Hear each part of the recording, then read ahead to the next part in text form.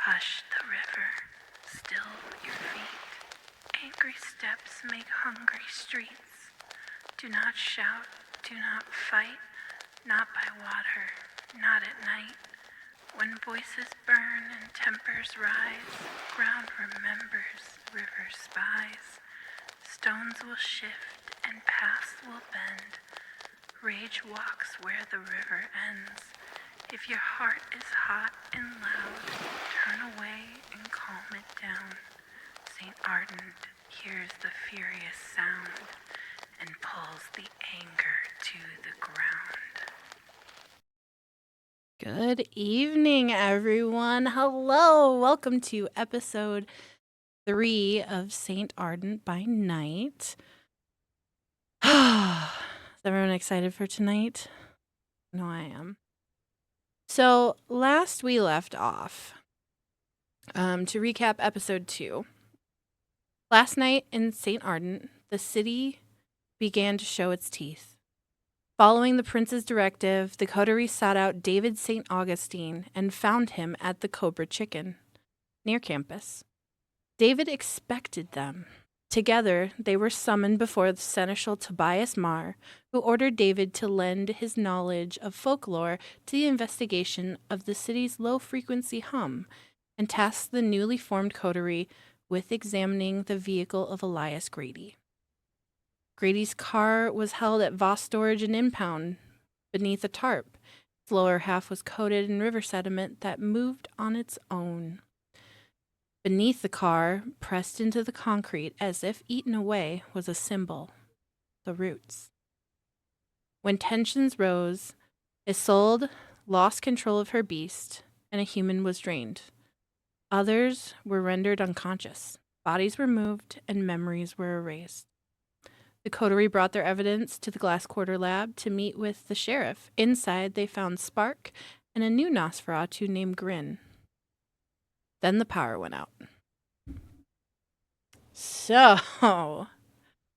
that brings us to tonight and our cast. Cast, say hi to everybody. Good evening. Good evening. Hi. Hello. Good evening. You guys excited and ready for this? Yeah? Oh, yeah. Everyone's like, oh, yeah. fuck yeah, let's do it. I'm afraid of the dark. You're afraid of the dark? Yep. I'm afraid of the dark. Oh no, super Oh, no. spoopy. Oh no, super spoopy. All right, so to set the scene, we are now at the Glass Quarters lab. You guys have your samples with you of the various different sediment and whatnot that you guys collected. And you guys have not moved from where the lights turned off. Suddenly, the sheriff picks up his phone and dials a number. You guys don't see who he's dialing, but then you quickly figure out who it is. He calls Ernest Wells, your fellow coterie member, who was getting his ass chewed by the Tremere for being a better Tremere than the actual Tremere. Just a bit. Just a little bit. The sheriff's on the phone. Mr. Wells, Yes, sir. I need you at the Glass Quarter Lab with the rest of your people. Most of them have already gathered here, but I need you to get here now. On my way. He hangs up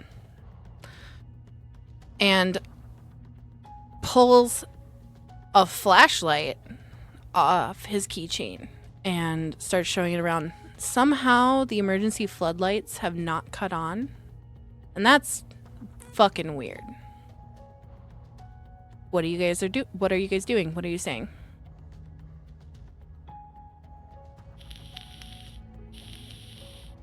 Some kind of elaborate prank? Is this some Nosferatu shit? Or how are we supposed to work like this? Hey! We would never. That would be a Malkavian, good sir.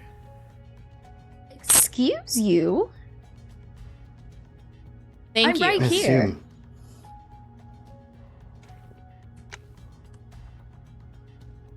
Nonetheless, let's not get heated. What are we doing? Why is there no backup power?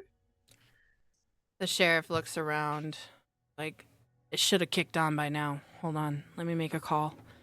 Takes out his phone again, dials another number, calls. What the fuck is going on? Okay, so the storm is worsening outside. That's what cut the... Why is our generator not working? Well, that's why we pay you the big bucks. Figure it out. Get that backup generator working now. And hangs up his phone. You have no idea who he called. One of probably his several underlings, but nonetheless. Old city, then? Doesn't seem to be. Just seems to be our building. It's the storm again. Didn't you want to do some kind of experiment with the weather? Oh, that's true. Listen, all I know is that whenever these storms start picking up, this weird shit keeps happening. And we haven't even been able to give our report to the sheriff with this, so the thing is I feel like some of this is... I'm not trying to overstep in a sense, you know? With this building, and I'm going to look to the sheriff, I guess his flashlight. Like, all this seems almost a bit above our pay grade. I'm, like, kind of nervous saying that almost. The sheriff just directly looks at you. You don't quite see his face with how dark it is and the fact that he's shining a flashlight on you. But he looks at you, and you just feel his eyes boring into your skull. But then again, what do I know? Whatever, shut up. Whatever I say is your fucking pay grade is your fucking pay grade. Do I make myself clear? Crystal, I apologize. So why don't you guys tell me what's going on and what you found? I know that your coterie member, Mr. Wells, will be here momentarily, and you can fill us all in together.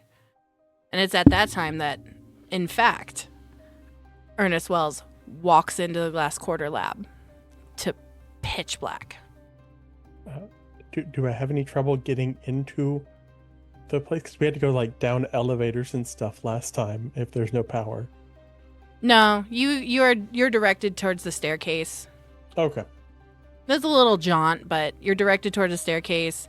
You see a security guard when you arrive at the building, carrying a flashlight. It was clearly already conveyed that more people would be arriving. Okie dokie. Yeah. He will make his way down to the lab and to everyone Making else. my way downtown. All right, so Ernest comes into the lab. The sheriff looks over his shoulder and goes, "Ah, nice of you to join us." And he beckons you over with his flashlight. They seem to be in... So as you enter the lab from the upstairs, there to the left, in that little corner seating area with couches right over on the left-hand side, outside of the giant lab area in the center of this building.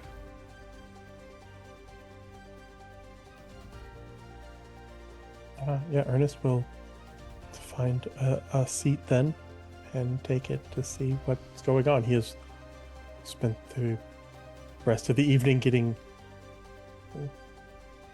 yelled at and also had promises extracted that he will not share secrets he's not supposed to, kind of thing. Excellent. So which one of you, the sheriff says, minds filling me in on what you discovered and your compatriot here?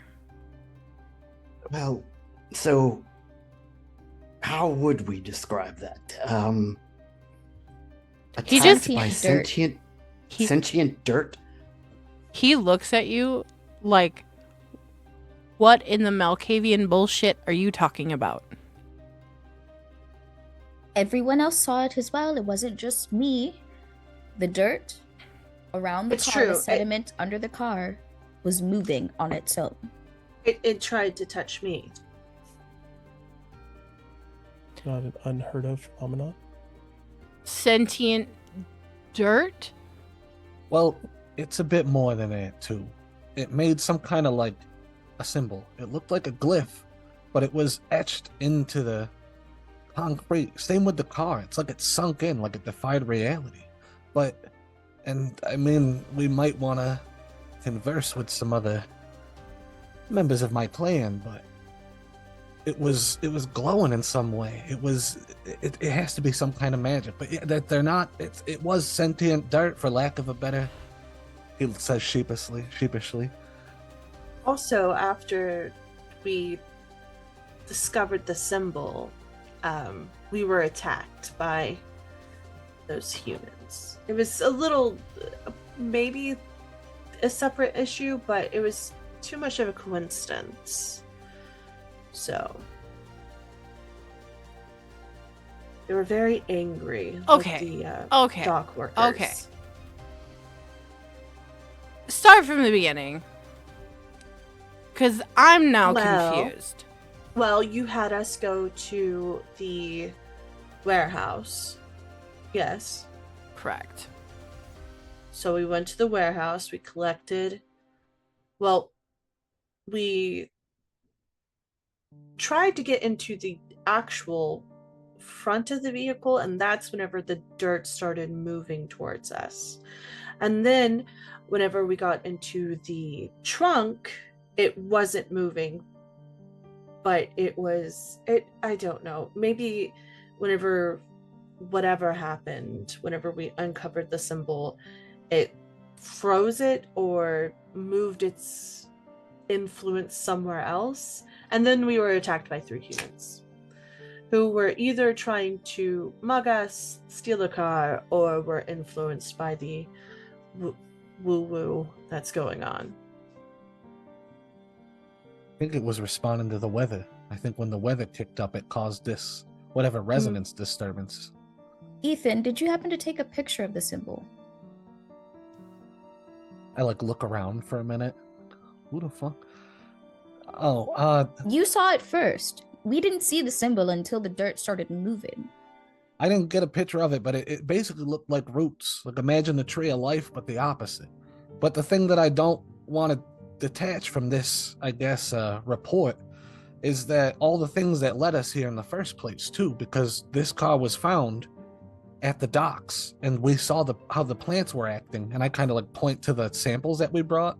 I got a glove with some of I don't know. It's everything you sent us with his phone and everything. It pointed to this dock and just something underneath it. Even the plants were growing towards the water, and it seemed that it responded more when the storm picked up. And Neely gets kind of lost on his words. And that would track with the samples he'd been taking from the river, which we've brought with us, of course. Interesting. As well as some of the dirt from the vehicle. So, explain to me how we ended up with one dead kine and 2 unconscious kine. Well, about that. That's when Mistress Lex walks in front. Unfortunately, got stabbed in the neck just the wrong way. The sheriff crosses his arms and just looks at Isolde and goes, I believe I asked her the question.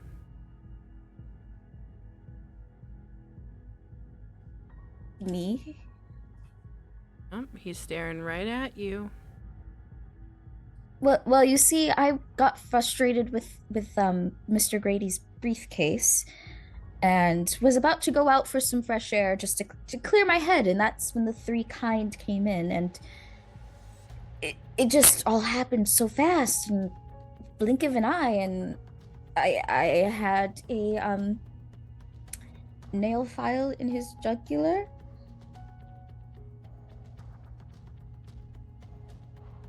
I need you to roll charisma plus subterfuge, and you will need to get 2 successes in order to pass this.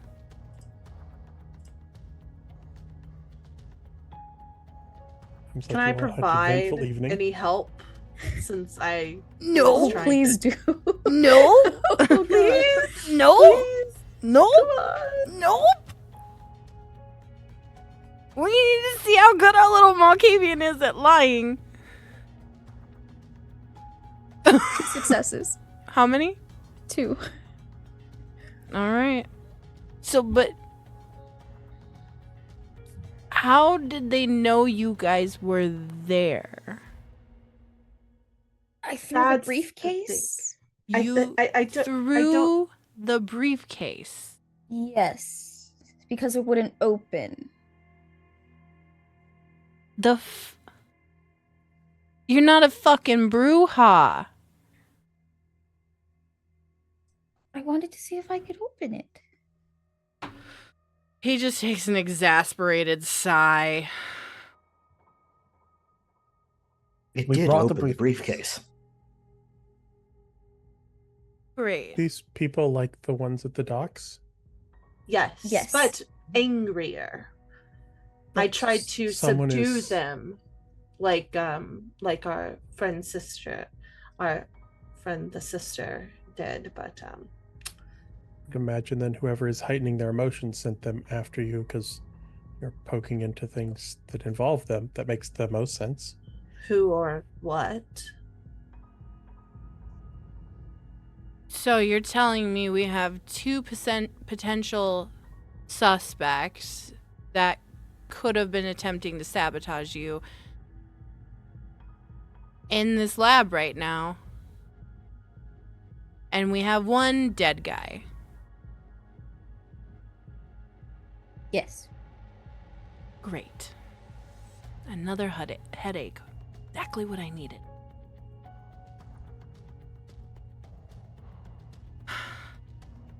So I take it that these 2 guys were probably gonna need to wipe their memories. Yeah, we could.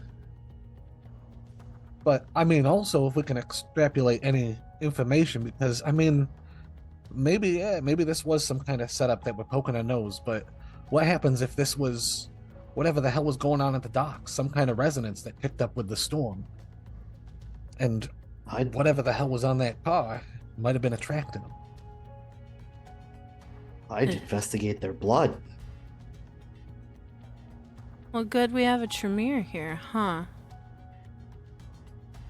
I like look around for a minute. Like, hey, I just I can find him. I'm not, when it comes to finding the stuff out with the blood, we might have to consult some others of my clan. Or, I mean, you know, and I look over at Ernest. I know some of us here ain't so bad.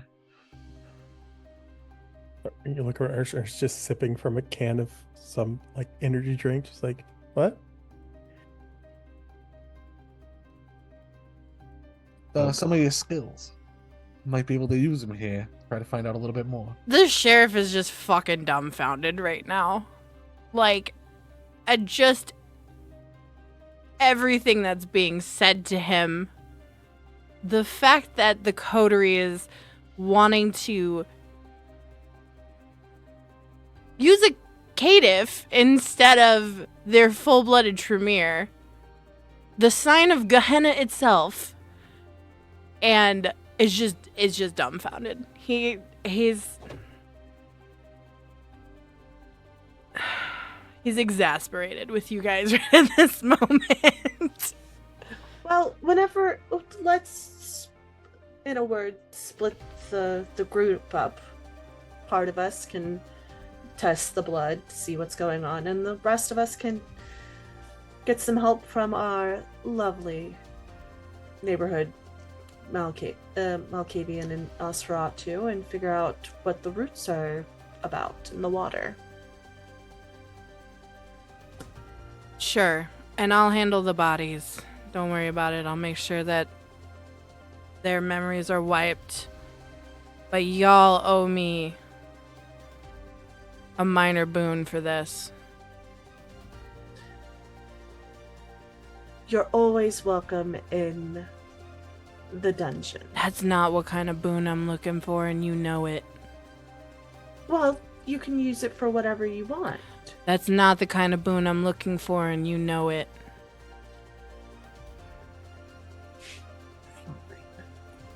Yes, the coterie will owe you a minor boon. How is it the caitiff is the one with the common sense in this room? He doesn't wait for an answer. He walks off, grabs the bodies, is on his phone. He's off to handle that mess. So you guys are now left in the Glass Quarter lab. Suddenly, the emergency lights kick on. Did he leave the body if we're going to test the blood? Yeah, he left the dead body. He took the two Awesome. living bodies Awesome. to deal with. The dead body, on the other hand, is still with you guys. I can't tell if he bought that lie or not. Oh, not at all. That's I what look I'm to the afraid of. Nosferatu as she says that. You guys forget there's two Nosferatu in the room. Oh, Just always Lux assume didn't. there's two Nosferatu in the room. then You we know always everything. you always assume there's two Nosferatu in the At room. least. At That's, least. that's a conservative estimate. There's always at least two Nos in the room. so Spark.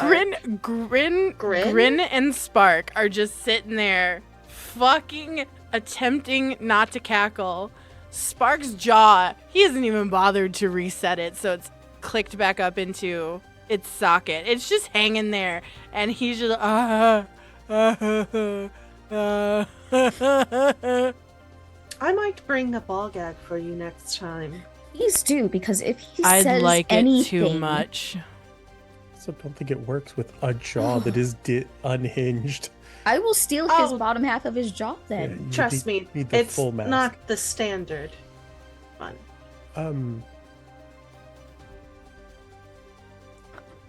Do Okay. you want me to look into the body and the blood then? So who's with us?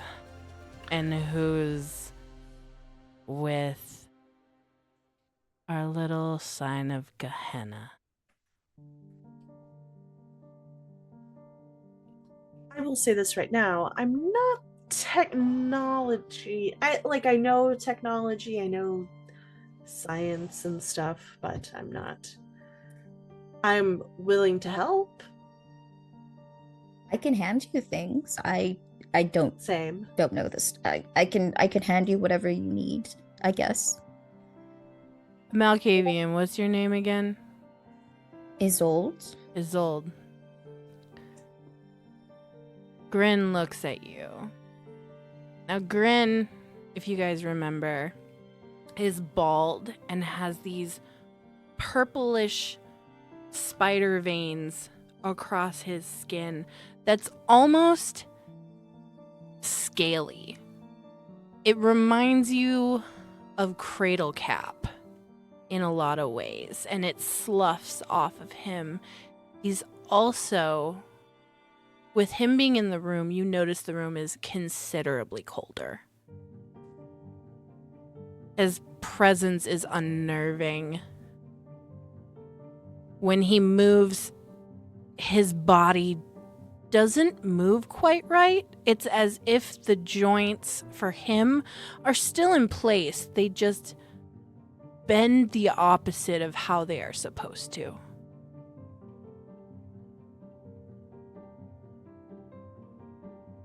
And he looks at you, Isolde, and Grin goes, "How good are you with auspex?"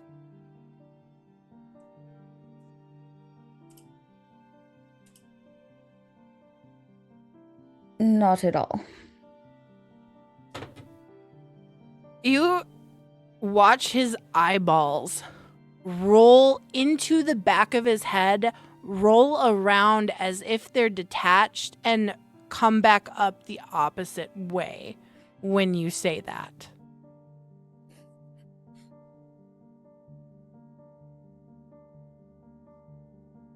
That's fascinating.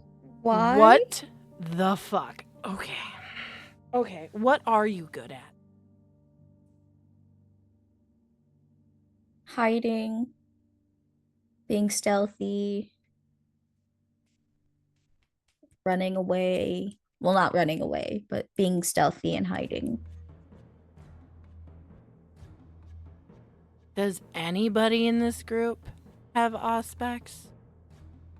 I can give you help a little. Great. Do you have any kind of data banks we can try to cross-reference this weird symbol I saw as well? Yeah, we actually have, and he points to a computer over in the corner. You can access the university's library. And Oh, any fantastic. signed in or any scanned texts you can access from that computer over there. Okay. So, players. Who's doing what? Who's gonna help where? I'm gonna go with the NOS and try to help them with auspex wherever they might need it, but try to look to the data bank that they have to try to cross-reference the symbol that I saw. Okay. Since I am no good at technology and have no aspects, I am just gonna help whoever needs my help. Same. Okay, so then we're gonna split the party. We're gonna have Isolde and Mistress Lux and Ernest together as one group who's gonna be working on the blood and all of that. And then we're gonna have the Nosferatu, David, and Anili working on science/folklore research. Okay? Sounds good. Who wants to go first? I'd like to. You want to? Okay. Sure. All right. So those guys go off to start their investigation of the body. And Anili, Grin, Spark, and David are clustered around a computer and some lab equipment. Well, I mean, where do you guys want to start? Spark says to you guys. Look over to David really quick, and we need any kind of cross references to something along the lines of, how can I say, it was like the tree of life, but the opposite. It was like roots. We need anything kind of, I guess, symbolism in the sense of roots, especially anything that might coincide with maybe some of the old tales from Saint Ardent and the river itself. I know Yes, that there's don't got to be some narrate it. kind of yes, but there's got to be some kind of one of the local legends that it lines up with better than others, perhaps. Well, I take it, David, that this is your area of expertise? Yes, Okay. but I shouldn't touch the computer. Why? Because I'm Lasombra.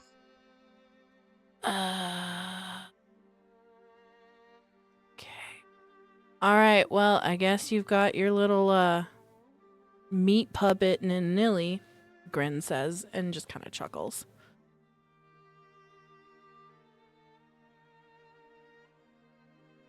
I mean, with that, I can also offer my services, whatever they need the aspects with. And I kind of like, I lean over a little bit. I look around the room to make sure he's not back.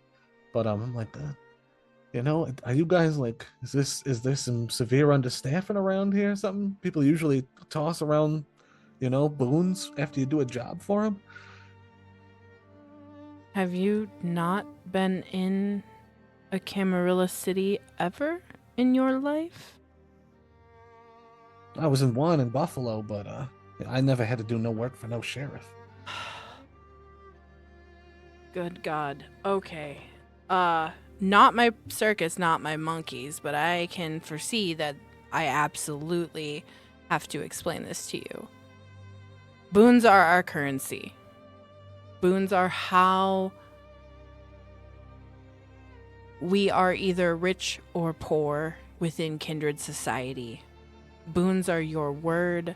Boons are your commitment. They mean everything to us, much like money means everything to humans. I could give a shit less about money. I don't have to pay for food. But I operate in boons, selling and receiving information, trading. That is our currency.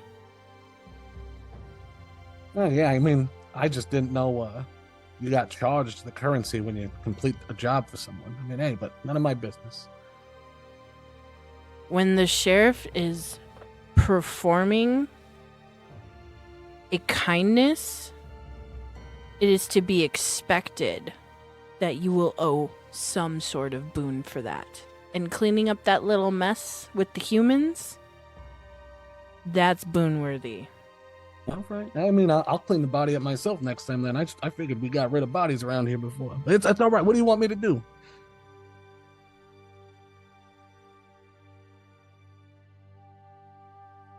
Literally, he doesn't even have to attempt to be slack-jawed. His jaw is fucking just hanging to the floor at this point. Just fucking babies, dude. And he looks at Grin, and Grin just shakes his head. And some of the skin that's flaking sloughs off like snow onto the table next to you and Nilly. I actually rolled a composure etiquette earlier to try to not be disgusted by them, but I'm trying my damnedest to like the flake is like next to my hand. I'm like leaning, and like if I could sweat, I would be, but like I'm just sitting there like trying not to have any emotion. I'm just looking at him like. So to cross-reference for these roots, as I like slowly pick my hand up and move it away.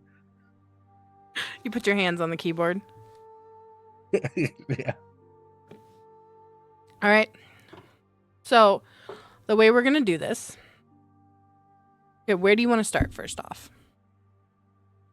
It'll probably be best if we just if I do something to try to see if we can pull anything up on the database, and then I'll be open to helping with however the aspects could be used. I'm assuming we'll be looking over the samples with it. Okay. I'm going to ask for you and David are going to be rolling together because you guys are both seeking information on folklore and that kind of stuff. So what I'm going to ask that you guys roll for me What do I want you guys to roll? There's so many options. Yes. I have a There's number of skills. So many for this. options. It's hard to pick. There we go.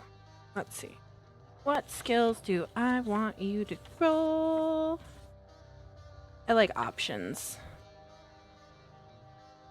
Let me see. Why don't you give me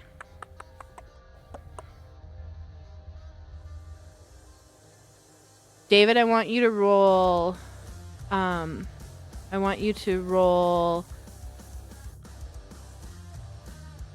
intelligence plus investigation. And I need you to get 3 successes. And Nilly, I need you to roll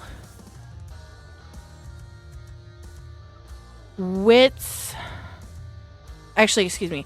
David, I want you to roll intelligence plus academics. And you need 3 successes. Okay. And Nilly, I need you to roll wits plus investigation and get 3 successes. So together, you need to get a total of 6 successes. Okay. I'm going to rouse my brain, Okay. and I am successful. Yay! Now increased hunger. Lincoln is hungry. I got a bestial failure. You give me the best Hi. gifts. Stop that. You give me the best gifts. Just so delightful. Okay. Well, I have 5 successes.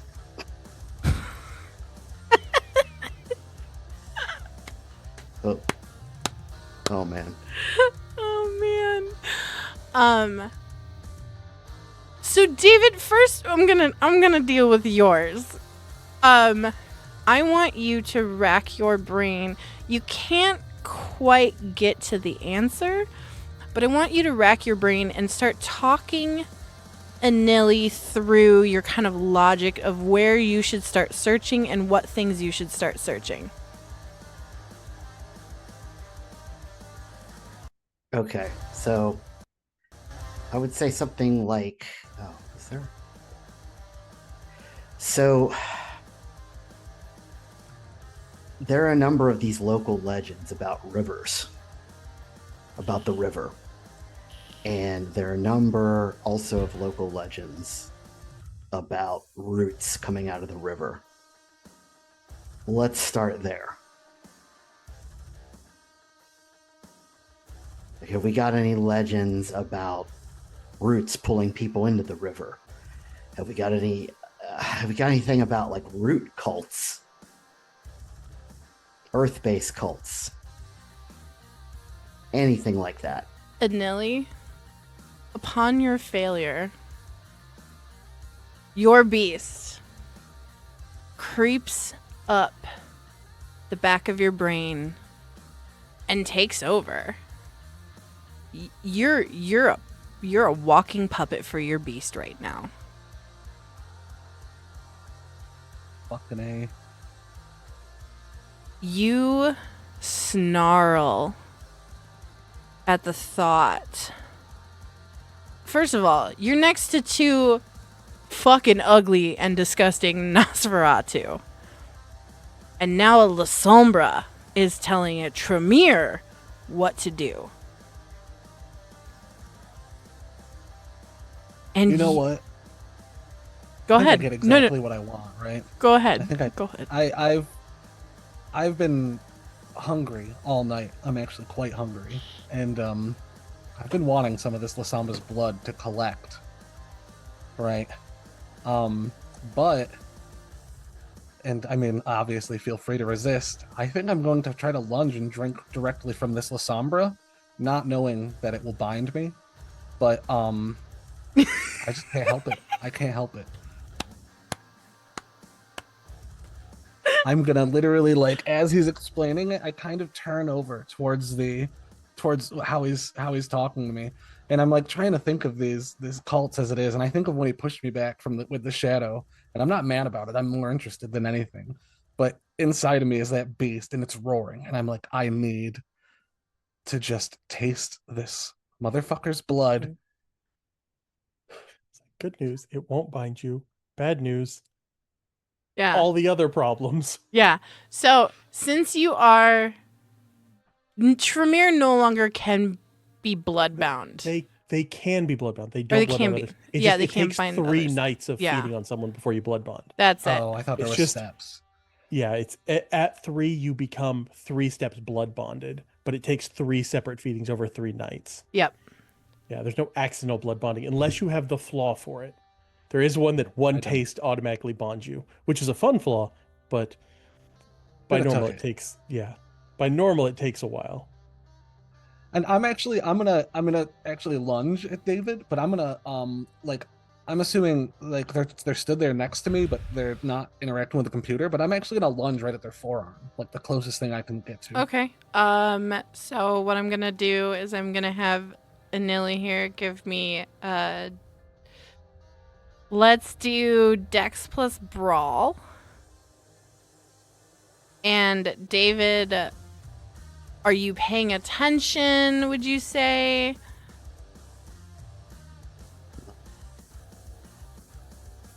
That is a good question. You could roll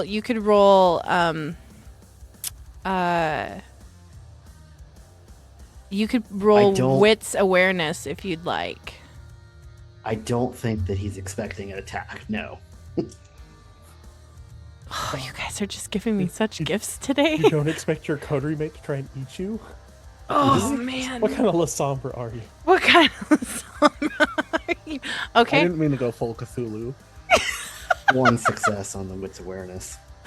I would say that you would have the opportunity to dodge then. You are aware enough of your surroundings that the second that Anili makes a move, you will have a chance to dodge.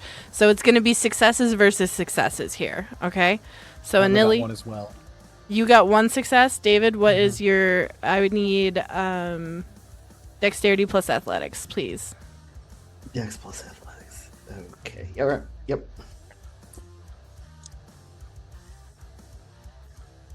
Nothing, but not a bestial failure. You got 0 successes?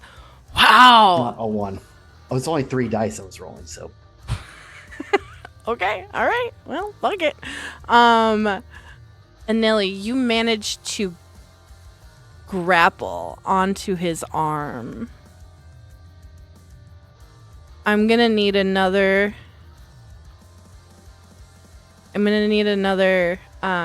dexterity plus brawl check from you to see if you manage to sink your fangs in.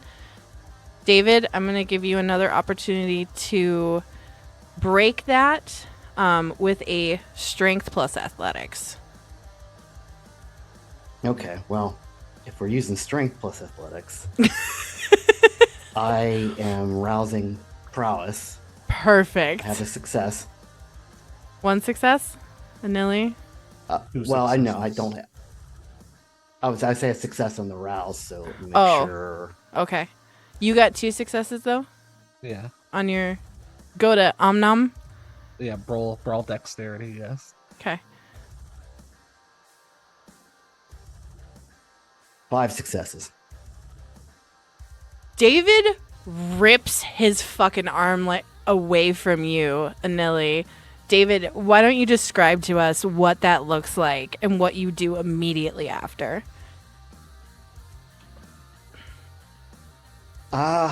Yeah, I mean, it's like I almost expect that he would bleed a little bit because the teeth were like almost there, but he yanks it away so hard that like if you're kind of grabbing with your hands and even get a little nick of your teeth, you probably do cause a little bit of bleeding. Anybody above 2 hunger in the room right now?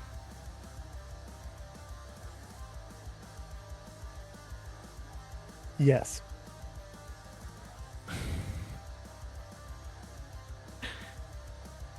Do you want to give me a willpower check to see if you Sure. resist? I should be fine. It's not hard to beat it when you're at 3, so.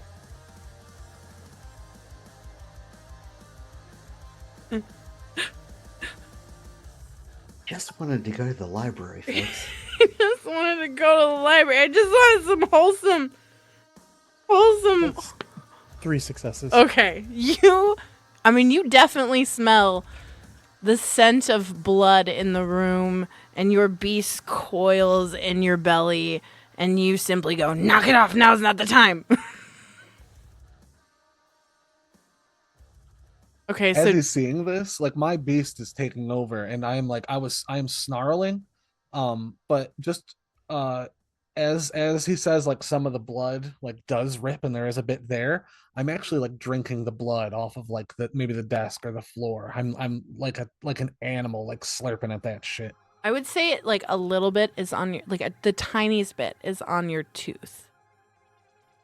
I'm trying to like lick at it, but I'm starting to like look at everyone. Like everyone is fair game right now. I'm literally looking like around the room, even to the Nosferatu.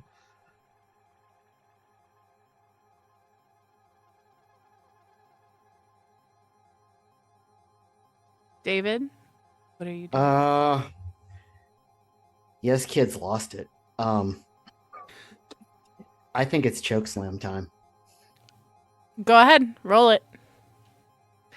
Anili, Okay, so you will get a chance to dodge. I will need a dexterity plus athletics check. You will need 2 successes. Actually, no, we'll do success versus success. Tell me what you get, and I'll find out what David gets, and then I'll tell you what happens.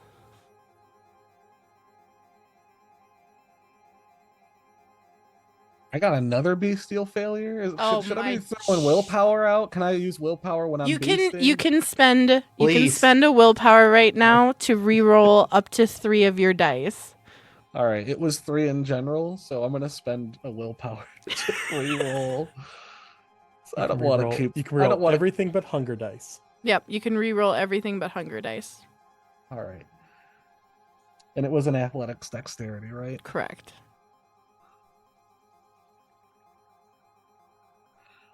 All right, 2 successes.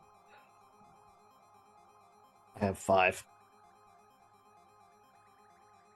Anili, David wraps. First of all, are you doing it with your hand, or did you use shadows to do it?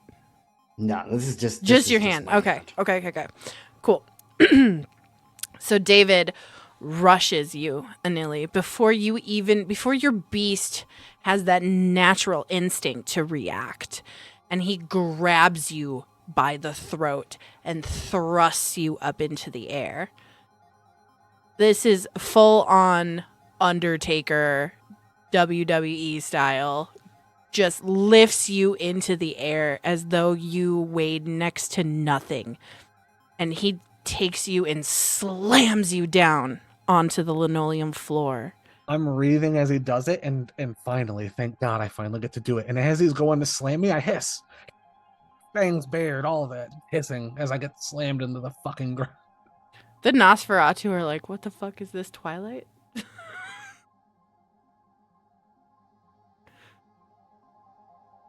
David, do you hold him there? I will hold him there, but I think the best way to handle this is going to be... He's not frenzying. No, not quite. He's just his beast is currently keeping him from thinking straight. Yeah, we'll try a compel. Look him straight in the eye and just say, stop. Is there a counter roll to that? I don't have... Yeah, counter roll is going to be intelligence resolve versus my charisma dominate. Okay, great. All right, Anili, I'm going to need an intelligence intelligence plus resolve roll.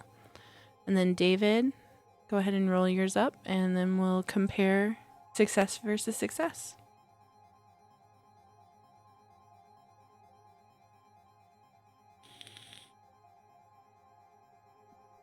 Ugh.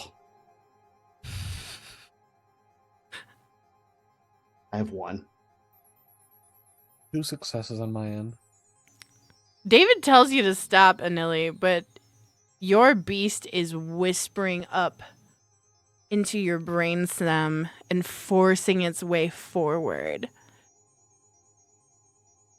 I'm trying to bite at David's, like, the arm he's holding me with. Like, it's not fruitful at all, but, like, I'm chomping, like, at the air, like Are a beast. you- Not are you- exactly. Are you trying to break the chokehold he has on you?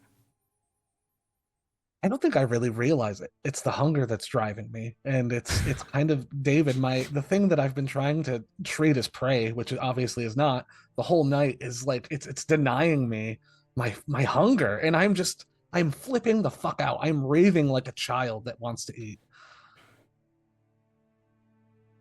David, what are you doing?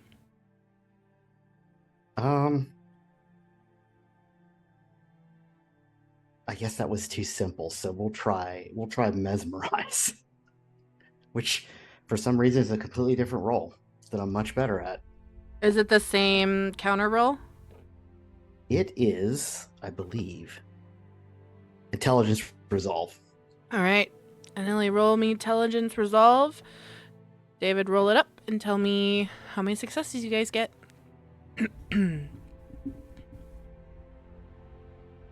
3 successes on my end. Yeah, it's 1 for me. He's still not listening to you, David. He is snarling. There is blood-tinged foam at the corners of Anili's mouth. He is quickly approaching frenzy. So at this We point, hear- I'm kind of Oh yeah, Can we you guys please- absolutely hear. Do you guys want to jump in? We're Yeah. to the other side of the room watching this happen. I'm yeah, just like, What do either of you not have a stake? Please put this man in a box for a little bit. golly, this is bad. Grin Um, kind of is just sitting back watching it. I think Mistress Lux is going to turn on awe and walk over with her whip. And are you still holding him by the neck? Yeah, I'm he's still holding him down by the neck. Yeah. Yeah, he is on the ground, laying, Anili thrashing like a toddler that you're trying to put clothes on and they don't want clothes on themselves. And he's foaming, and there's blood-tinged foam at the corners of his mouth, and he is just snarling. He's I think Mistress Lux will go over there, activate awe, and like bring out the whip and go, "Dear, are you having issues? What is wrong with you?" As I'm And just it's raving. a manipulation presence versus a composure intelligence. So you would roll composure and intelligence. Roll and it I up, would Anili. roll. So 2 successes. I would get 1 for presence.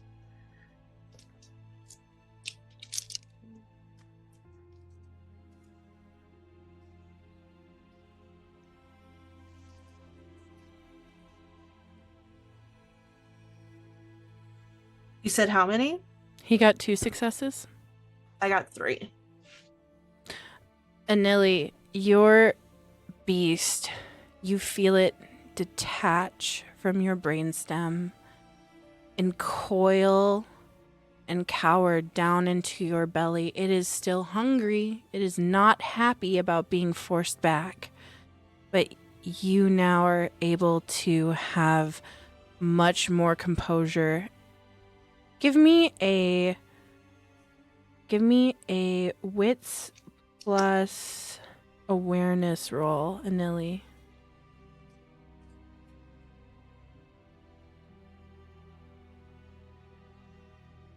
And I think as Mistress Lux says that, and she notices that he's like calming down a little bit more, she'll wrap the whip back up and bend down next to him and just, stroke his hair a little bit and say, "That's a good boy. Now, you don't have to be a beast just because you're a monster. Do you understand?" With the roll you asked for, I got 2 successes. You are intensely aware at this moment that David's hand is firmly around your throat, pinning you to the ground. And you are aware of every single hair on top of your head as it shifts under Mistress Lux's gentle but firm presence of her hand in your hair. I'm like looking to Mistress Lux. I can't help it in a sense. Mom, sorry. As I look to them, I can still feel this hand on my throat, and I kind of break the eye contact, and I look over to David as well, and then I like look back around the room like I'm trying to like what the fuck just happened, but I sit there and I stop breathing and struggling, and I'm just there quiet. I don't say anything. I look back to Mistress Lux as they're saying this, and I kind of look like disgusted, but disgusted almost in myself. You suddenly hear the Nosferatu. You hear Grin go, "Ha! You owe me $5, bitch." That's so funny. Blink twice if you're not going to try to bite me. I clench my teeth, my fangs, and I try to retract them. And I look to David, and I blink twice, and I just don't move. I'm just kind of splayed out, laid there. Okay, I think he's good now. Yeah, I'll slowly let go. One of the Nosferatu spark walks up to you, David, and hands you a steak. I think you need this more than I do. Can we get some bags for the room, if that's possible? Yeah. Maybe we'll quell some of this Hey, fun fact, hunger. bags don't work for Bloodlust. people that don't have the merit that lets you eat them. I thought it was just dependent No. on humanity. Nope. Bagged blood, well, specifically prepared black blood works, but you need iron gullet to eat diffractionated blood, which is what blood bags are. No. Yeah, there's a specific blood alchemy that lets you make blood bags for everybody. Grin Everyone else has to drink from actual living people. Grin says, "I'll do you one better. Hey, we got a herd of some street urchins. I will have a couple come up." What Perfect. did he just say? He said he's got a herd of street urchins. Uh-huh. Speaking about feeding from things that other people can't, while Amelia was providing a very nice distraction, can I eat part of this person, this body that's been left with me? Because I do have the merit that lets me eat just cold, dead blood and bagged blood. Are you trying to be stealthy? I figure I'm getting some kind of giant bonus from the people trying to actively kill each other in the room. I mean, not wrong. Sure. But yeah, Fuck it. he's just- One success and you can do it. I need you to roll. Let's do just Dex plus stealth to see if you Okay. nom this without anybody Almost yearns noticing. for the flesh. And with the distraction that has happened, and now I mean, he's not now eating the person, mention he is of just feeding from the corpse. Because I mean, even though our Malkavian killed them this way, they do still have blood in them. So try and get some of that. Oh my god. It's part of the experiment. Maybe, because Yeah. I did stab him in the jugular, so he bled out quite a bit. Hey, so that's 3 successes. you managed to get one blood point stealthily. We get to knock off Cool. one bit of hunger. That's fine. That takes me back down to hunger 2, which I feel slightly better at before I start trying to do blood sorcery. Nobody notices. Nobody noticed. Not even the Nosferatu, which is impressive, might I say. But then again, they're too busy betting on Tremere versus La Sombra action. If you're gonna be a walking sign of the apocalypse, you have to be careful. Yeah, I agree. Okay, so now Spark has handed you a steak and has gone back to the phone to call up a couple of these street urchins that are under his protection. A man and a woman walk in, probably 18-ish, early 20s. Definitely young adult. Not teenager, not child, young adult. And they walk in, and they are eager to be fed off of at your guys' disposal.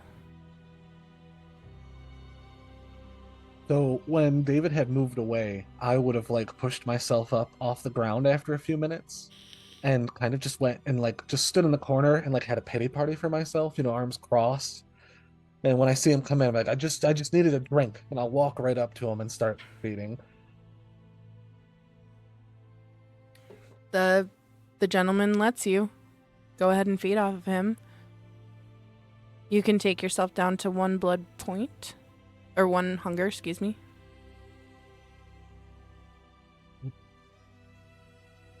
And yeah, I'm being so pissy about this too. Like I'm like a child having a temper tantrum. Oh. Anybody else want to feed?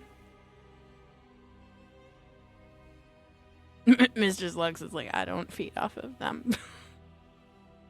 Oh, well, that and she fed in the warehouse. She's good. That's right. Isolde is at Still 0 good, hunger. Because Let's go. omnomage. All right. So the Nosferatu says, Mina and Spike, thank you so much, guys. I'll see you back in the sewers. They walk off, happy that they could be of service.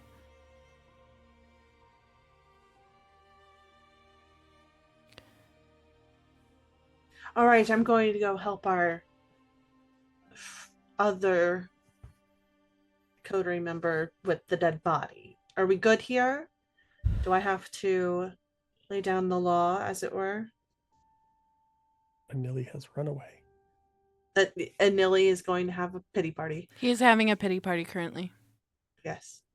Well, We I good? do believe you needed Anili's help anyway. Maybe it's a good opportunity for that. Grin looks over at you and goes, I gotcha. And shuffles into the computer seat, ready to type. Hey, Grant, whose domain are we currently in? I mean, The princess? technically the princes, though we kind of run the show down here. Why? Just curious. Okay. And Grin just sits at the computer. All right. Shadowy one. What do you want me to look up? What am I doing?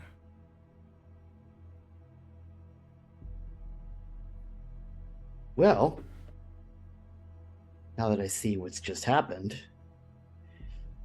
we're looking for roots, legends of the river, particularly legends of roots coming out of the river, legends of the earth attacking people, legends of, well, sprouts of anger, riots, things like that. All right. So you originally got 5 successes. Grin gets 2 successes. And he's scanning. And he's scanning. And he's scanning. And then he finds something. Have you seen this? And he points to the screen. And there's a scanned article out of an anthology of folklore from the upper Midwest, dated 1955, but the article was posted earlier than that. David, I'm going to DM you this, and I'm going to show the screen, so no cheating, anyone. Let me open up the evidence for our viewers at home, and then I'm going to send this to you, David. Oh.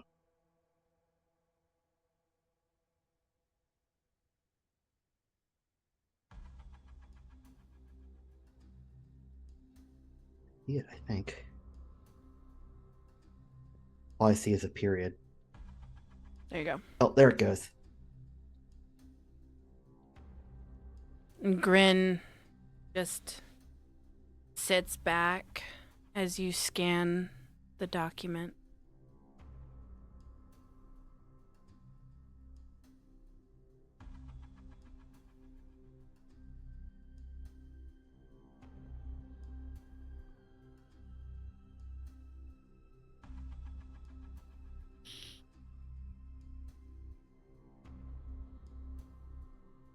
Yo, Shadows, is this what you were talking about? Yes, that is most beautiful. Most useful. Don't let anyone tell you you're not beautiful, because you are. Thanks. He's lying to you. You lie to yourself all the time. And he goes back to looking at David. Not wrong. Yes, this may be the key to what we're looking for. It implies that... Now, we'd have to connect it, of course, but it does imply that anger and terrible acts near the river angers the river itself.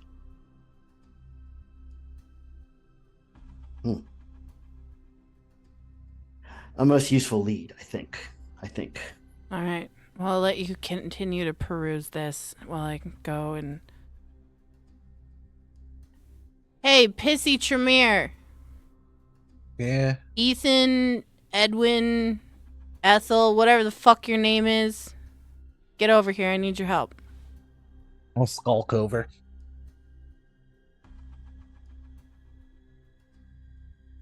So I want to...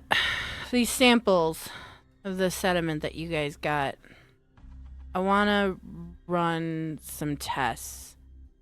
But I'd like to hear your thoughts. What kind of... And his jaw unhinges. What kind of test do you want to run on this sediment? Look disgusted at it for a second. We collected the briefcase. We know that you took some of the samples that the person had. I can't remember the name right now, but I should. But they had in the briefcase. I know you took some of those. But we got this, the glove that I point to, and then we got this that was taken off of the tire itself, and then I pointed the piece of metal, and I was able to get some metal off the car. The interesting thing is it seems to bind and stick to things, like we could call it organic, if we want to call metal organic. In a sense, it's an element, but the tire didn't stick too oddly. I think we should start with maybe some basic testing to see if these samples respond and or I suppose attach themselves to things just on a whim. But I guess this is where it gets weird too, is we're gonna have to keep these experiments in action for when the storms kick in too. I mean, it's 'Cause- storming like all hell right now. All right, it's better now than whenever. But I say we try to lay out some basic elements, to see if it responds. All right. Yeah, we can do that. He takes a metal, it almost looks like a baking pan or like a surgical tray, but it's a little deeper. And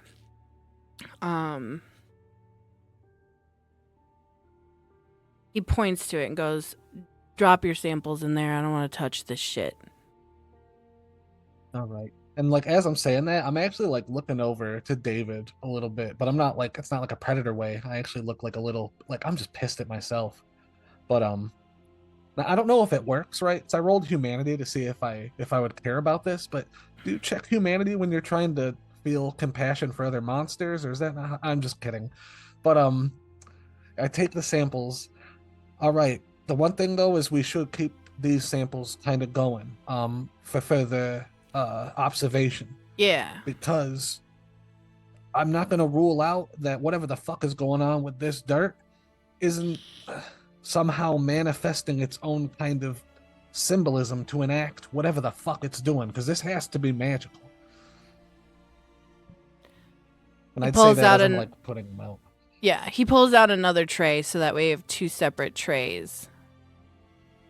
Perfect. And I start meticulously, Premiere style. I just take every sample, break it up into actually 3 piles first, in case I fuck one of them up, and I start putting one pile on one tray, another on the other, and we get a nice little spread of elemental exposure tray. Do you want any rolls from me to? No, I'll just, you can have it for free. All right. You can, You know. you. Do I sneeze and go bestial again? No. You managed to put them all on the trays. And then Spark looks at you and goes, "Well, I mean, I have a bit of copper that we can test." Right, yeah, like a spread of metals, and let's do some basics too. I want to see how it reacts to fire, water, and maybe even if we have some sterile dirt, I could go grab some from a potted plant. I mean, what about Vitae? Vitae too. Okay. And I would actually, with that, well, if we're gonna test it with Vitae, we should test it with some blood of the kind as well. I mean, that's easily enough. So, I'm going to have you do a series of rolls, Anili, to see. And we're going to go down the line of each element to see how it reacts.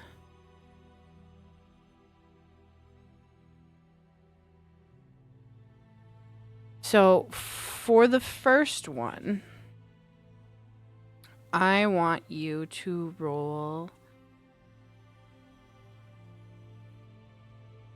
Let's do wits plus.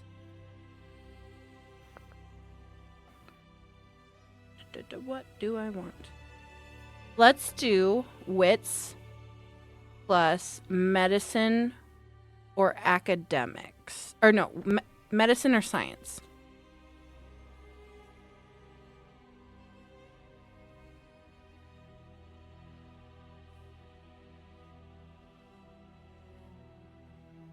Two successes. Okay.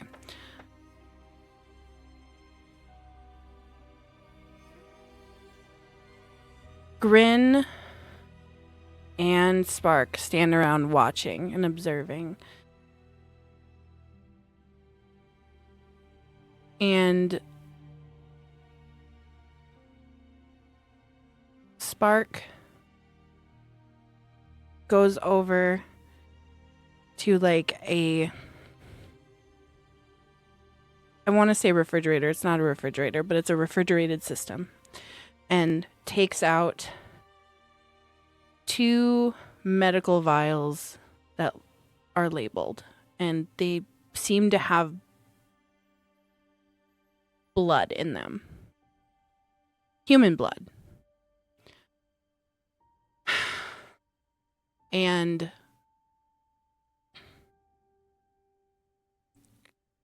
he drops them gently in front of one tray on two of the piles to see what happens. The blood sits there for a second and then seeps into the ground like you would normally expect it would with soil. The sediment doesn't move against it.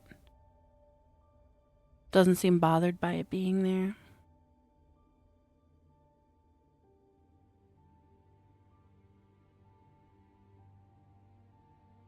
All right.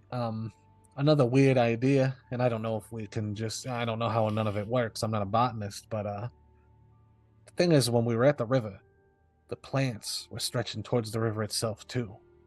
I'm wondering if this soil, if we do expose blood to it, maybe of the kind, but we still got to check kindred as well.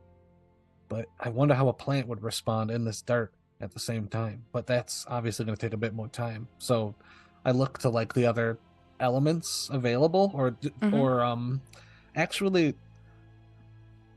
I don't know if I should be this bold. Should I try to drop some of my own blood into the dirt?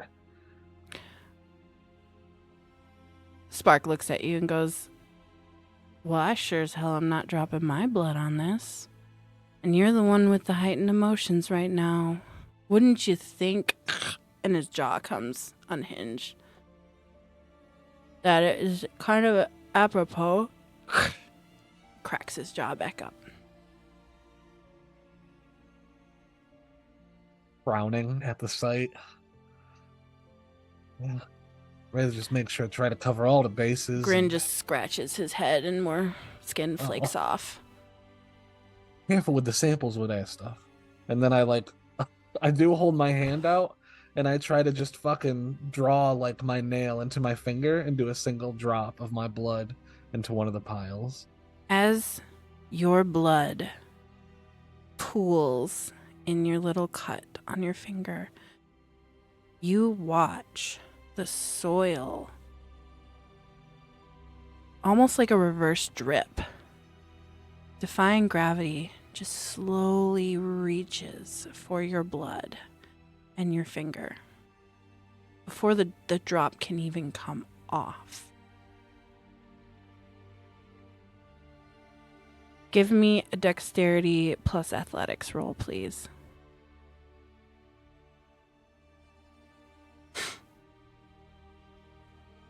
One single success. That's all you need. You managed to snatch your hand away before. That's fucking weird. A fucking magnet.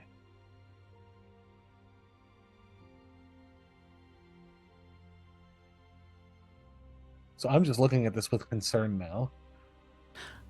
I wonder.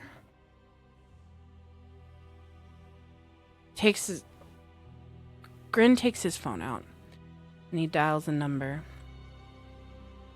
Hey, Mina. I want you to piss off Spike. Yeah, no, I don't know. Take his weed. I don't know. Perfect. Send him in. Spike comes in.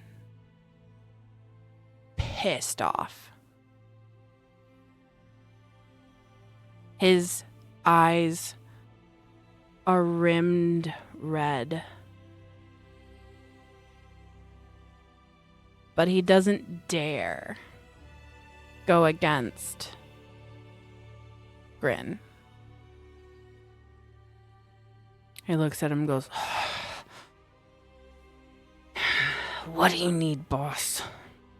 They're gritted teeth. All I need is a little of your blood.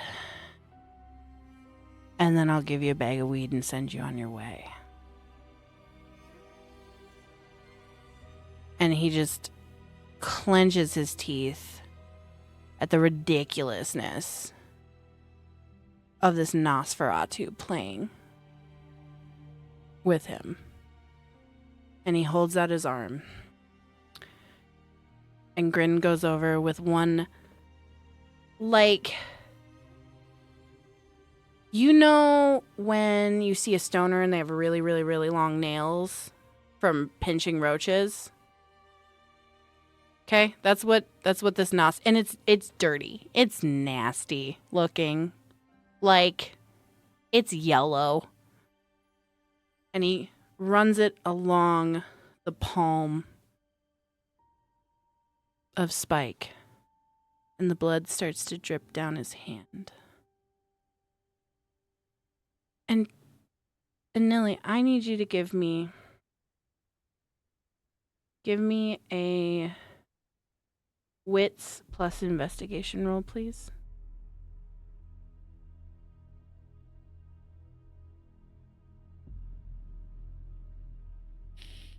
Three successes.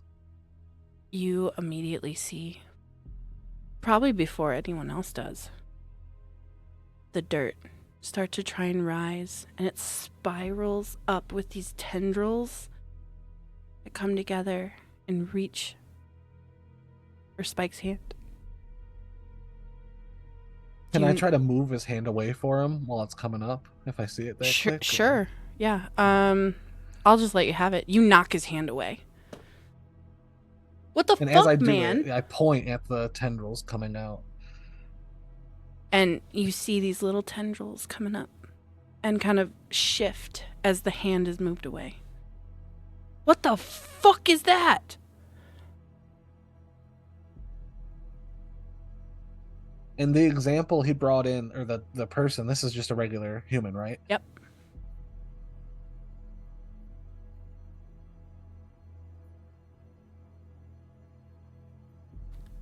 Grin. I look to Grin and I'm like, listen, I'm not trying to get any information out of you guys, but I know that you both probably already know a bit more than we do.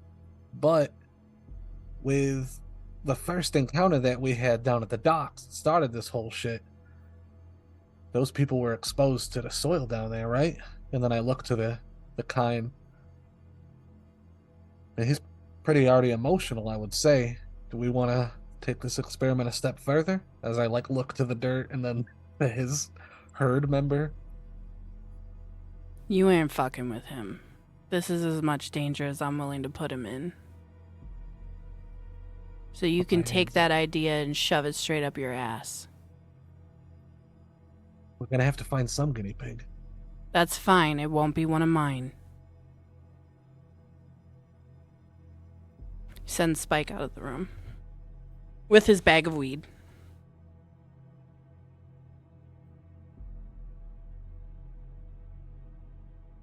You guys carry on. And you experiment with different metals, water, whatnot. The soil binds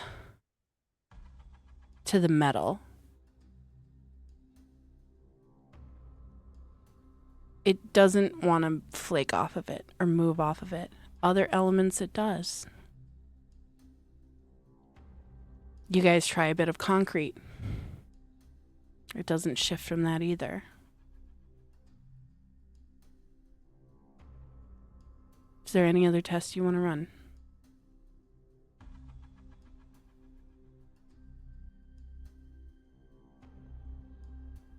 I think I'm gonna go with just these elements and what we've been exposing it to so far, and I'm just gonna kind of be wrapped in that in a sense.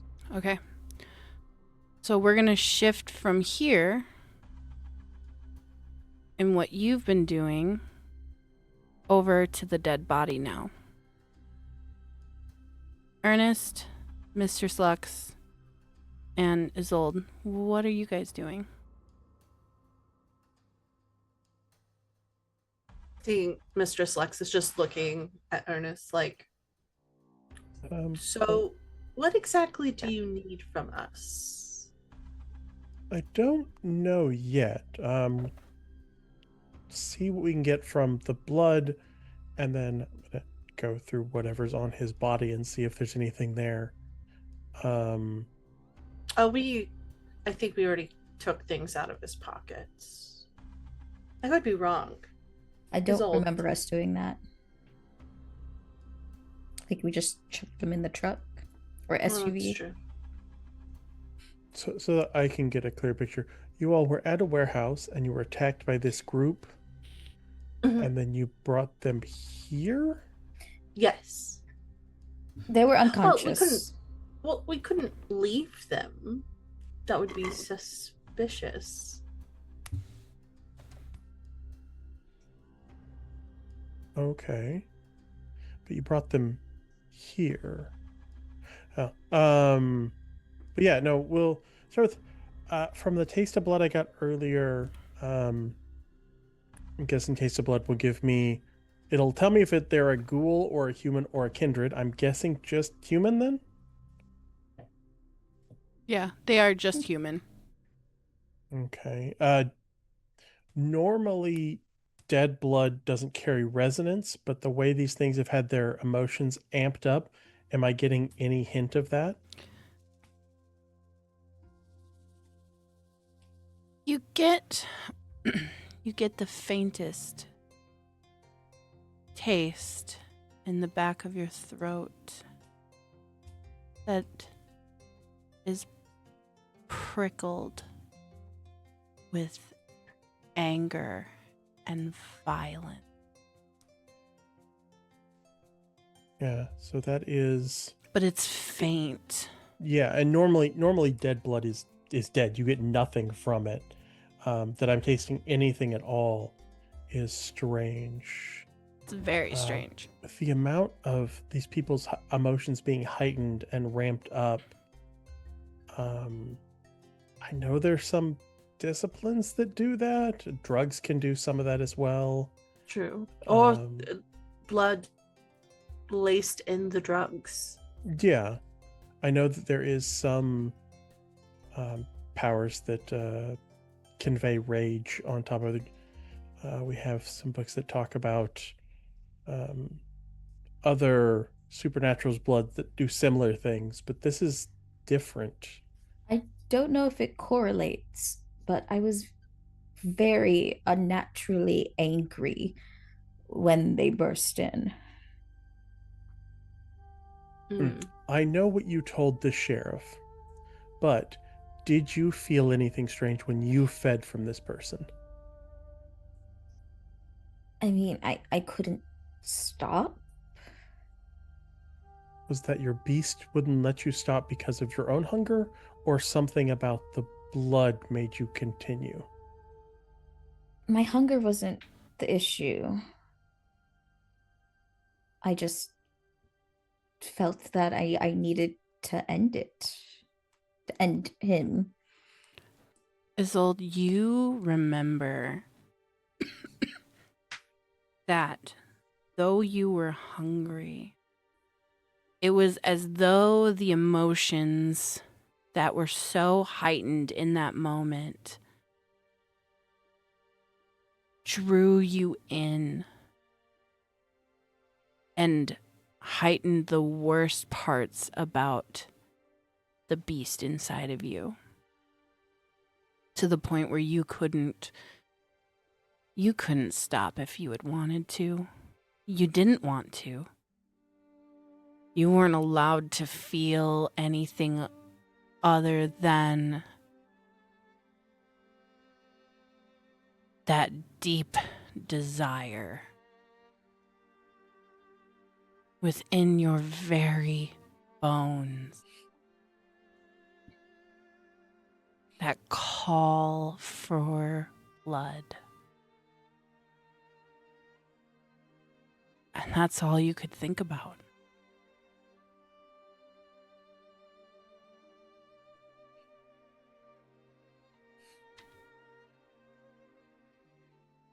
So someone or something is heightening emotions in people, and it's causing them to riot, to fight.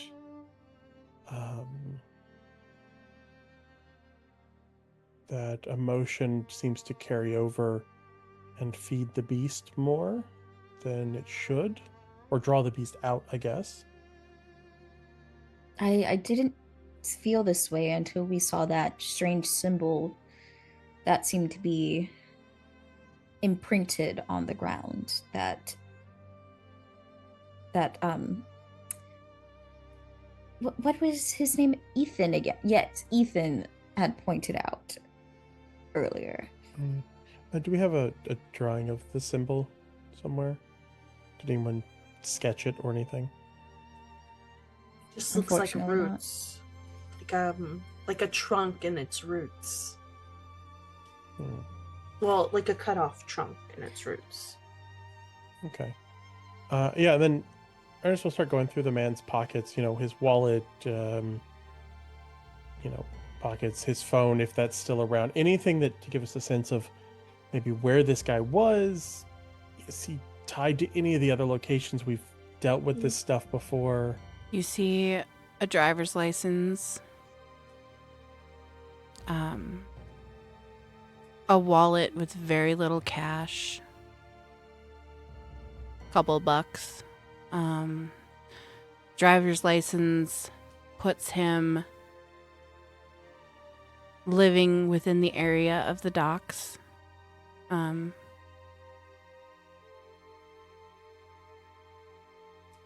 You also pull out a folded photograph.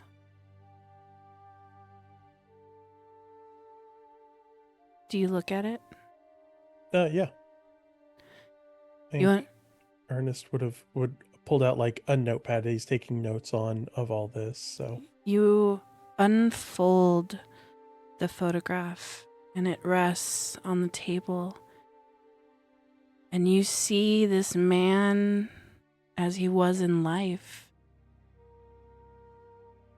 with a young pregnant wife and a little girl that could have been his spitting image. And he is holding her hand.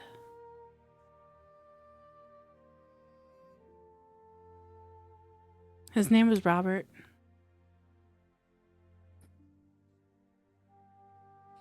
Robert Robertson. No, Robert Jameson, but close.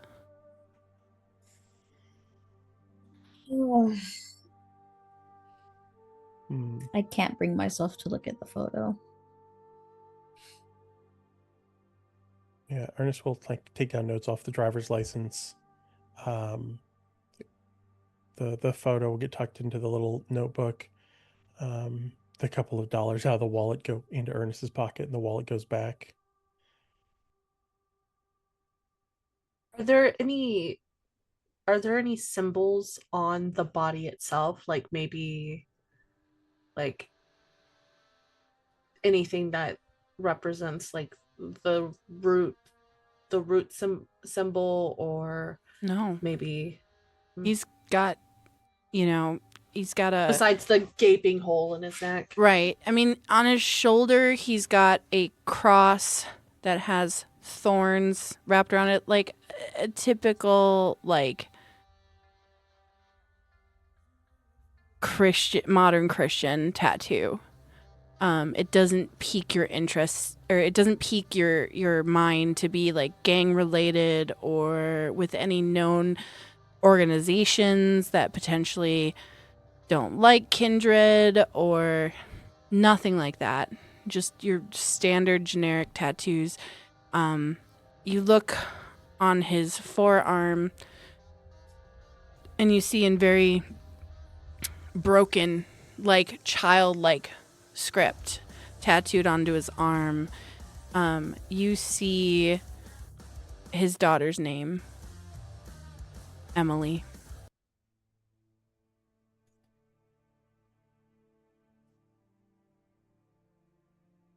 Is the address for the docks anywhere near the that biker bar? No, it's on the other side. Okay. And kind of like, it's a poorer neighborhood, but it's a residential neighborhood, whereas the biker bar is more into the industrial district.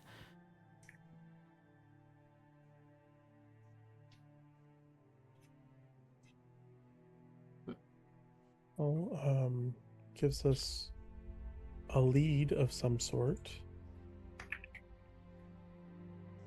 not the most pleasant of one to go see what his family might know. It's harder to find out, but something did this to him and sent it towards you all. Do we kind of know what happened with the research that Anelli was doing? Do you guys want to come back together now and discuss? I mean, I think don't think we're getting anything else off the body. Okay. So Yeah, absolutely. You guys can come back together and discuss. I don't have the fancy let me see your memory powers, so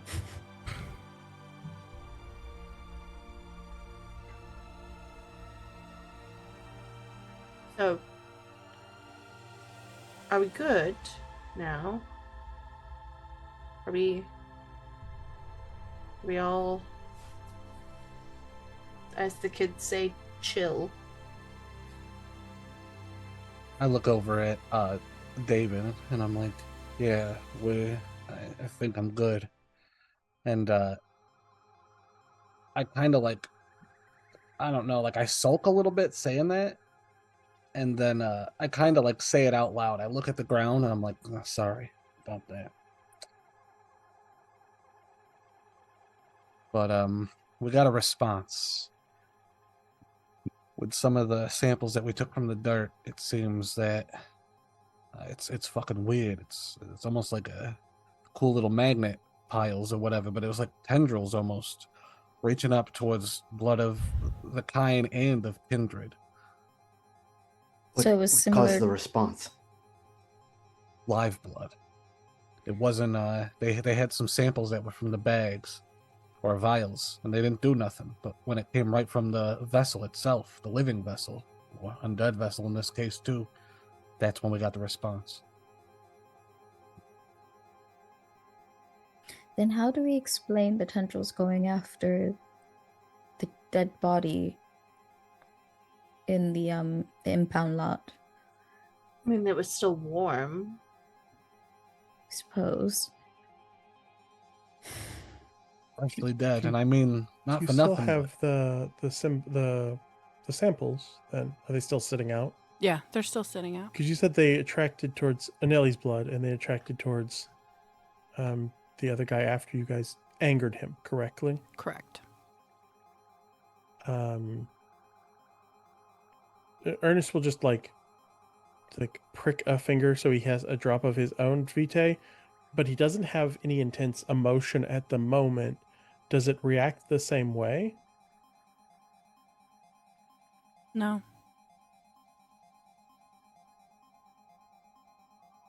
They're drawn towards the emotion, and something is heightening it.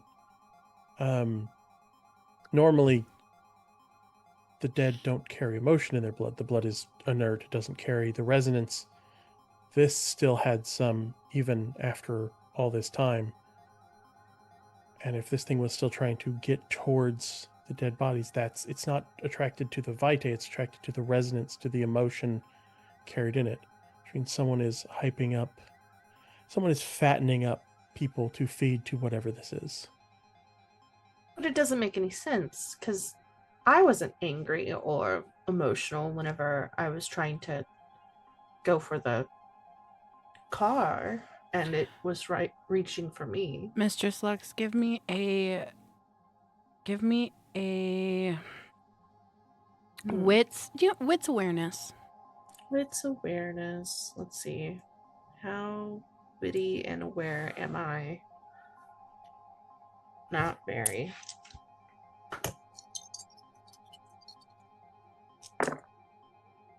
2. As you say that, you think back, and your mind begins to flash memories of that moment in front of your face. And you realize you did have an emotion. It wasn't anger. It was suspicion. You were trying to look at it. and it reacted towards you in that way. Oh. Well. Oh. Oh. You know the saying that whenever you look into the darkness, sometimes the darkness looks back at you?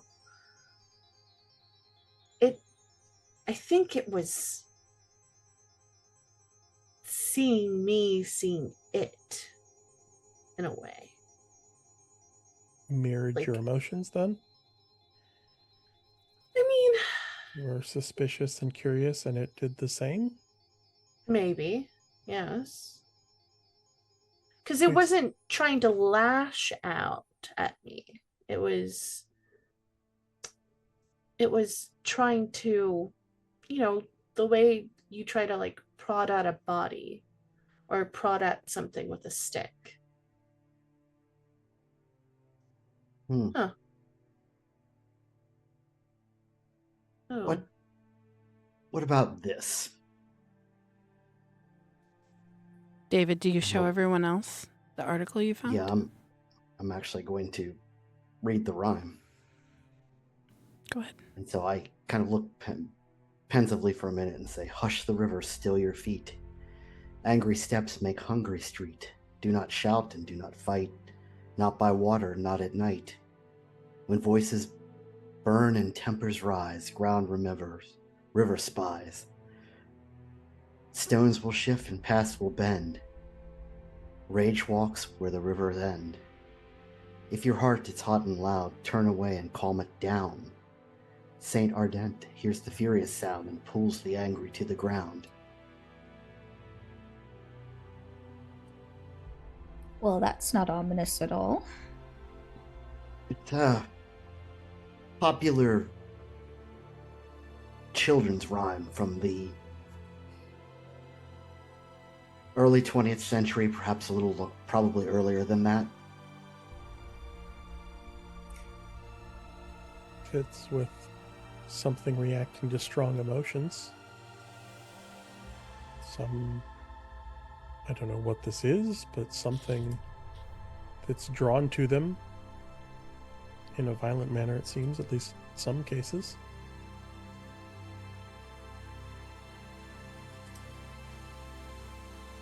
But how does it tie in with the river itself and this weather?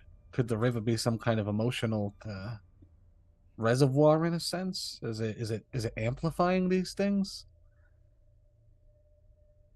Well, people It's react like a to feedback. People react to weather all the time.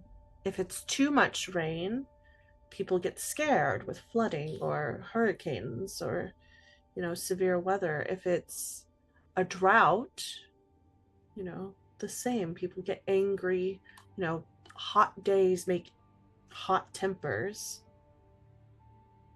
Pain as well. It's the same. The pressure of yes. storms. Coldness holds death and,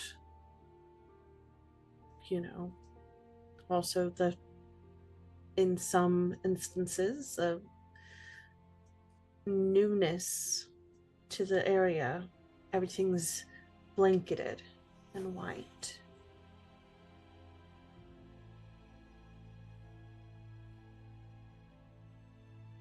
So, I guess it just doesn't. I ain't never seen any of the kind come at people like or come at Kindred like they're a bunch of Bruja themselves. But one thing I can't get out of my head either is how this is interacting with elements as well. Because if there's this emotional resonance, what kind of emotion makes a car sink into the concrete? the earth itself. I mean, we call it Mother Nature for a reason, and whenever a severe storm of any kind happens, or severe weather of any kind, we always say, well, someone pissed off Mother Nature. And the last line of the rhyme is, hears the furious sound and pulls the angry to the ground. How do we explain Mr. Grady then? I know he was taken to the river. That's He was curious. Perhaps Like the we river are. became curious about him. I suppose. He mentioned that night from the voice recordings we got that there was some kind of fight going on. If that anger caused something to lash out, he might have just been caught because he was too curious for his own good. Well, the voices told me that he listened too hard. So I suppose you're right. He could have gotten caught up in whatever was going on at the dock at the time. Are any of you guys paying attention to what's going on around you? I guess I'm swinging my somewhat, head yeah. around, like just Never. sulking still. Whoever wants to, give me a... Let's do wits awareness.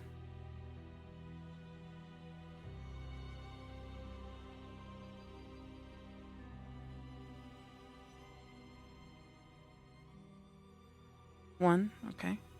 Just fun. 4. 3. Okay. I've already spent a willpower this round, and I'd like to spend another to re-roll. I just Sure. don't want to give you guys bestial failures all night.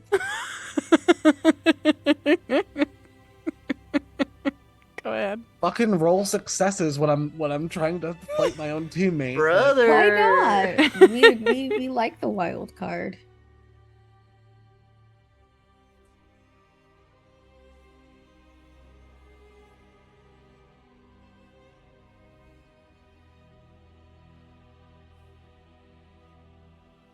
All right, 3 successes, and I'm currently at 4 willpower.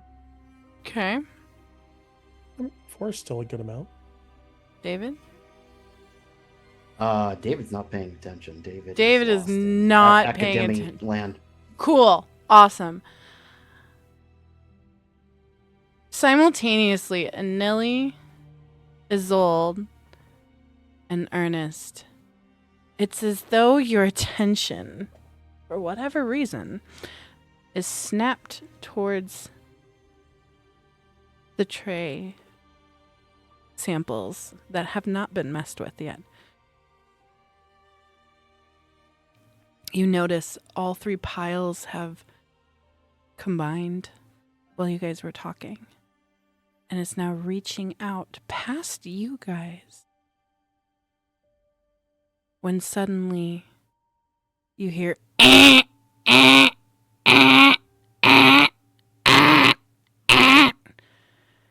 and the sheriff kicks in the door to the lab and yells, "We have a situation." And that's where we're going to go to break. Oh, God. Cool. I'm not nervous at all. Yeah, no big deal. Cool. Hold on, let me roll a reaction to the sheriff to get another bestial failure. Jesus. Sheriff, we're not with this man. He's gonna beat my ass when he knows I was fighting in this lab. Probably. That's the situation. That's the situation. No, it's not. All right, chat. Chat's sweating. Chat, we will be back in about 8 or so minutes. We're going to take a break to unshrimp ourselves, get some water, get some bathroom. Thank you so much for joining us tonight for episode 3 of Saint Ardent by Night. We appreciate it. And we'll be back here in just a few minutes. Thank you so much, guys. And we are back. Hello.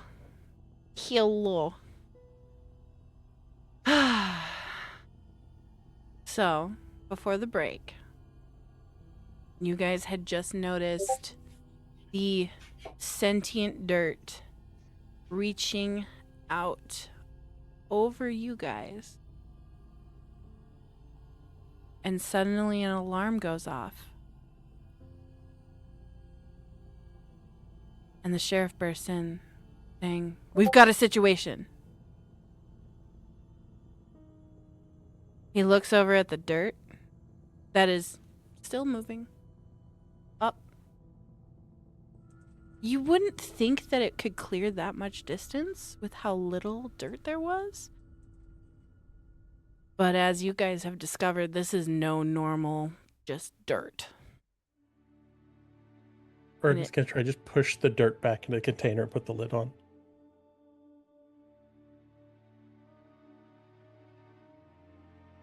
Okay. Give me a... Can't let it run around wild. We gotta get back in the box. Sure. Give me a... Let fucking strength the athletics.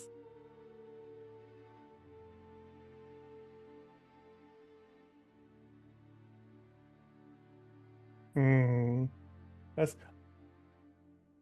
hope that's not a too terribly hard thing to do. How many successes? Well, I only have 1 dice for the rolls, so probably not many. I have no dots in athletics and 1 dot of strength, so at the most we're gonna get 1. Okay. So we're probably gonna fail, but we'll roll it. I mean, I could blood surge, I guess, but that doesn't help a whole lot. the choices are yours, my friend.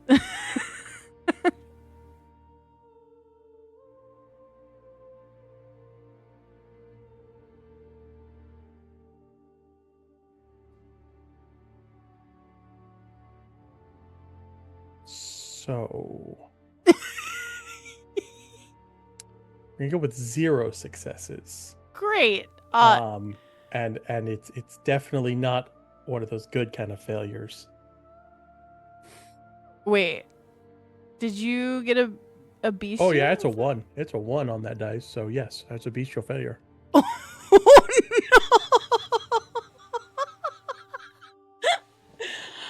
no! Ernest is about to get his ass kicked by a mud pie. Okay. Let me ask you this. How does Ernest's beast typically manifest?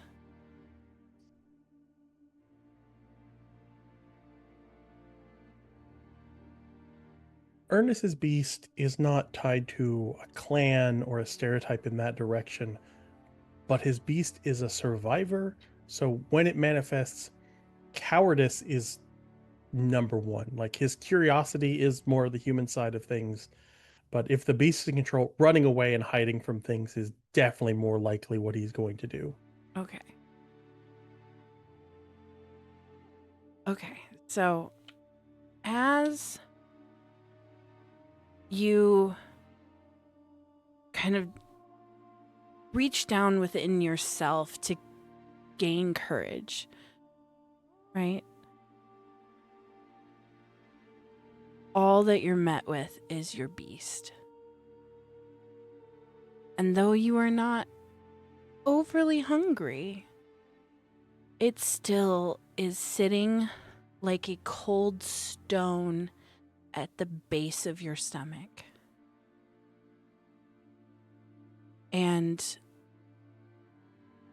as your beast grips you in that moment,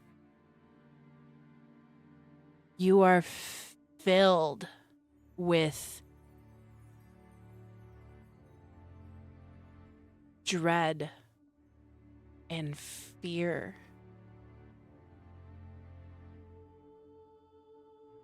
This thing could kill you, is what's running through your mind.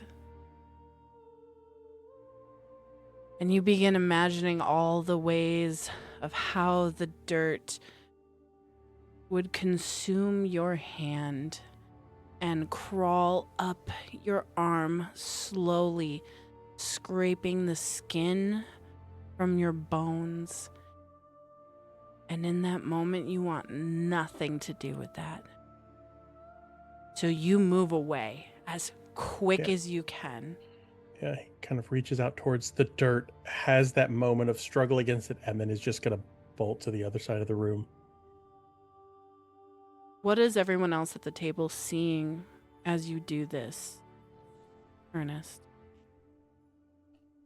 I mean, like you said, the tendril's kind of reaching out to the sheriff, so he like kind of steps in front of it, tries to push it back, and when he tries to do that, it pushes him almost, and he's just nope, and tries to put as much distance from him in the room. He'll keep an eye kind of fixed on this tendril to make sure it's not coming after him, but is getting as far across the room as he can. He doesn't have speed or anything like that, so it's all fairly mundane, but it's very clear that Ernest is scared and wants nothing more to do with that dirt.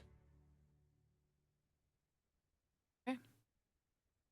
The sheriff takes this in and goes, fucking what the fuck is going on? We don't have time. Grin, get a hold on whatever the fuck that is. I'm gonna deal with that later. We have a situation. It's the sentient dirt. That's what we were trying to tell great. you. I don't fucking care. We have a situation. And as he says we have a situation, you hear pounding at the lab door. Boom! Boom! Boom! That might explain why the dirt went sentient, if that was any indication. Yeah, Shouldn't have The done it. alarms. here. That The alarms are still going off. Great. Suddenly the door breaks off of its hinges and lands. And you guys look to the door, and in shambles a woman. Her hair is long and unkept and hangs slightly in front of her face. And maybe at one point she could have been called beautiful, but she looks like a husk of herself. Her eyes, pinpoints. The pupils are pinpoints.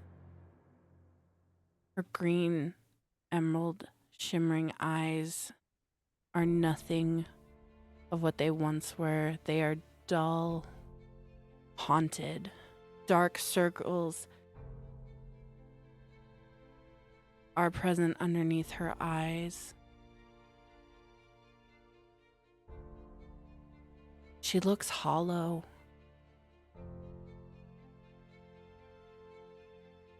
And she cocks her head to the side and stares at you all.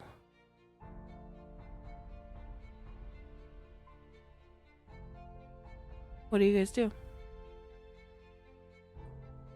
Sheriff, do you know who this is? Or what this is? Yeah, this is fucking Ellie. She was in quarantine and somehow broke out when the fucking power went out. Quarantine for what?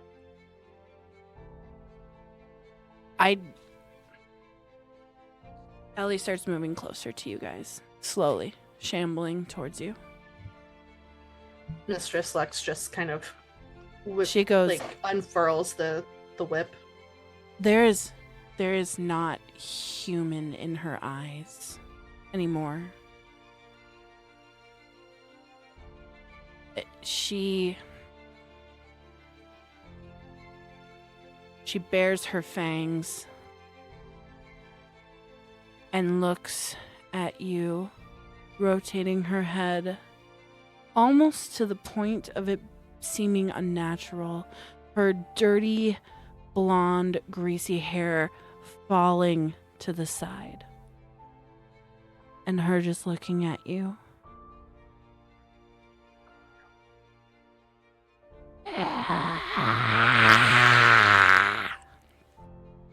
The sheriff stops what he's doing and goes, I don't have time to explain. Kindred, Malkavian, psychotic? ever since the storms and the humming, we've had her in quarantine for her safety. She's broken out.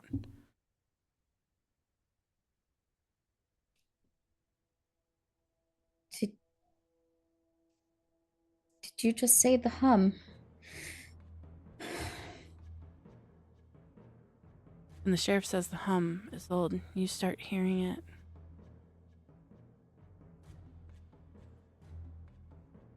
That low frequency hum.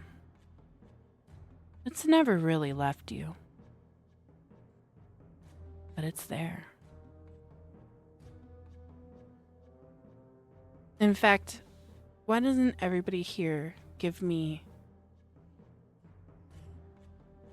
a wits awareness?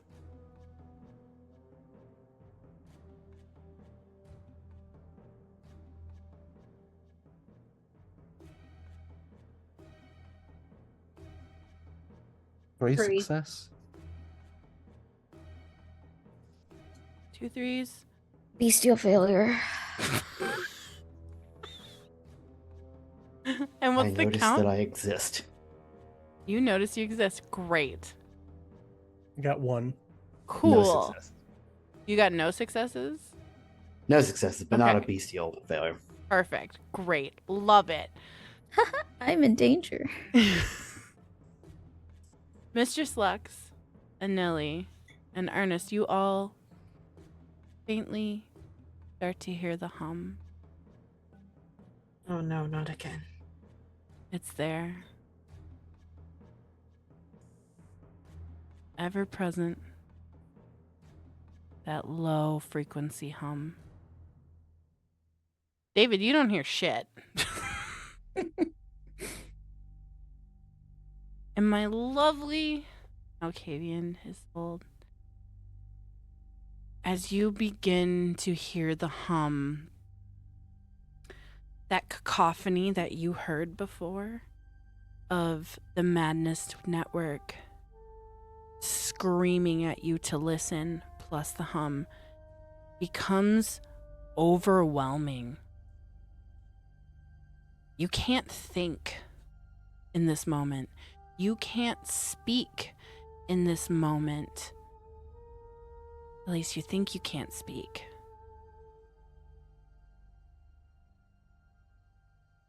You are inundated with the madness.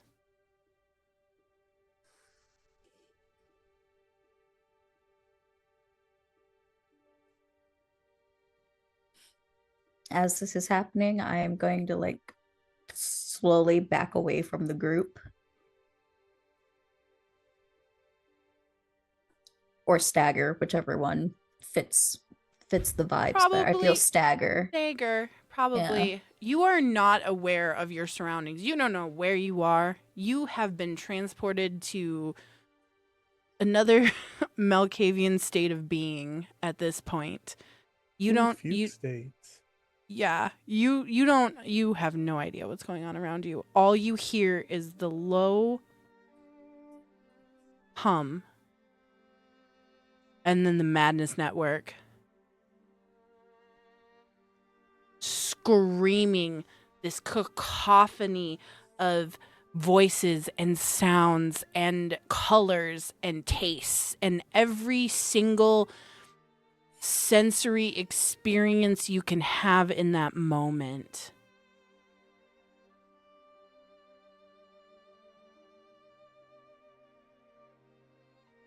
It's all there in your head.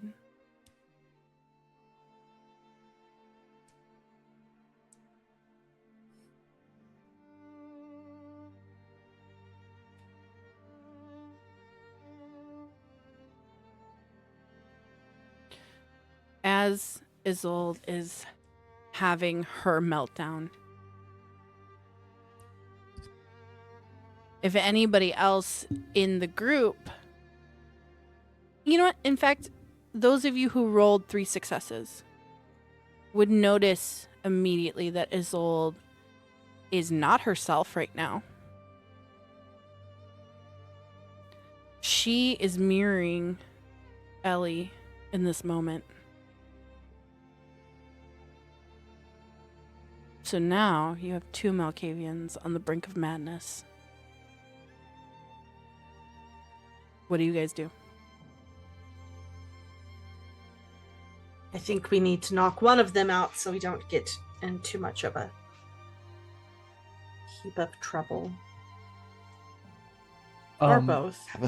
I have a stake. Ernest's gonna look towards David. Knockout, not knock out. Stake is how you do that. Yes, put the stake in that one. Which one? The one that broke in the door. Oh, good. For a second there, I thought you were talking about me. I mean, Jesus. staking his old will probably also happen. Staking your coterie mates is just part of being in a coterie. Yeah. Hey, I'm looking out for you, buddy.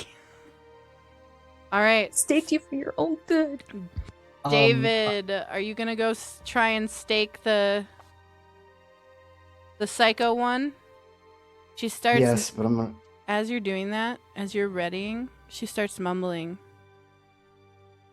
They've always been there. They've always been there. Roots.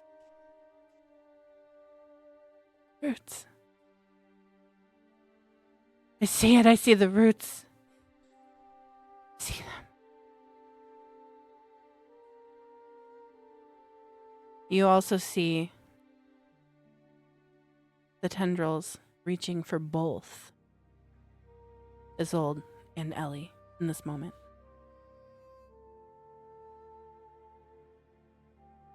So I actually wanted to pick up tendril duty, so I don't think it's the craziest idea for containment. But I wanted to know, because like we've come to a conclusion that these response to emotions. So I wanted to know if I could do like a composure awareness to try to compose myself so that my intention is to contain this tendril in the way that Ernest was going to try to. But I want to compose myself before that so I can approach it emotionless. I'm like, okay, like in Anili's head, he's thinking like, I'm hearing this fucking hum. These Malkavians are going fucking crazy right now. Like we need to survive. Sure. Fuck it. Why not? All right, perfect.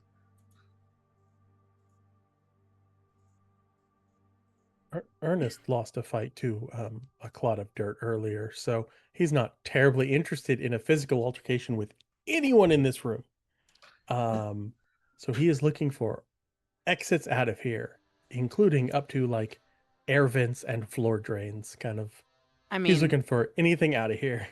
There's the entrance that Ellie just came in, and then there's also an entrance where the rest of your coterie came in, which is the parking garage. Cool. He is just seeking to put distance between himself and the threats in the room, because there are many. Yeah. If Isolde is not reacting violently, but is more just like wandering dazed, he would just try and guide her away from the grasping dirt tendrils and the crazy person, you know. Bold of you to assume I'm not also crazy. Yeah, that's like if you are just wandering in a daze, that's different more than crazy. active homicidal. As Just you are The crazier person in the room. As you are attempting to go up to Isolde and move her, Isolde, you feel compelled, unnatural compel to move towards the sentient dirt, as Ellie is also moving towards the sentient dirt. All right. I think Mistress Lux will look at David. You get the one that is over there, and I'll get her. And Scar just said you get the crazy one, and then realized there's two of them. Yeah. Oh, this is as good as plan as any. Yes. Okay. And then Mistress Lux is going to gonna whip it. Whip it good. Try to get Isolde like knocked down and hogtied. So are you trying to go for her like torso, her leg? What are we thinking? Probably like around the knee to kind of yank it up, and so the leg. Not the knees. My knees are weak. Yeah, exactly. Arms are heavy. Mom spaghetti. Exactly. There's dirt on her shoulder already. All right, yeah. Let's go with a little bit of dexterity plus melee. Yes, that's what we determined last time.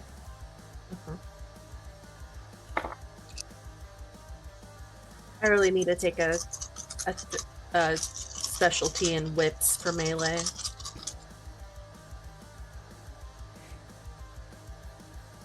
Oh, okay, that's good.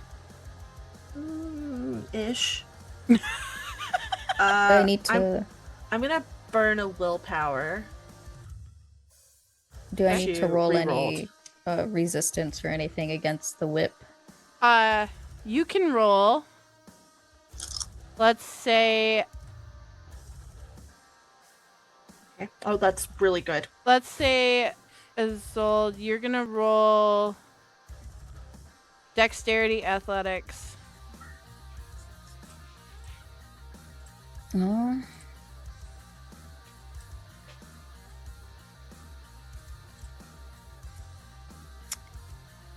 Three successes on my end.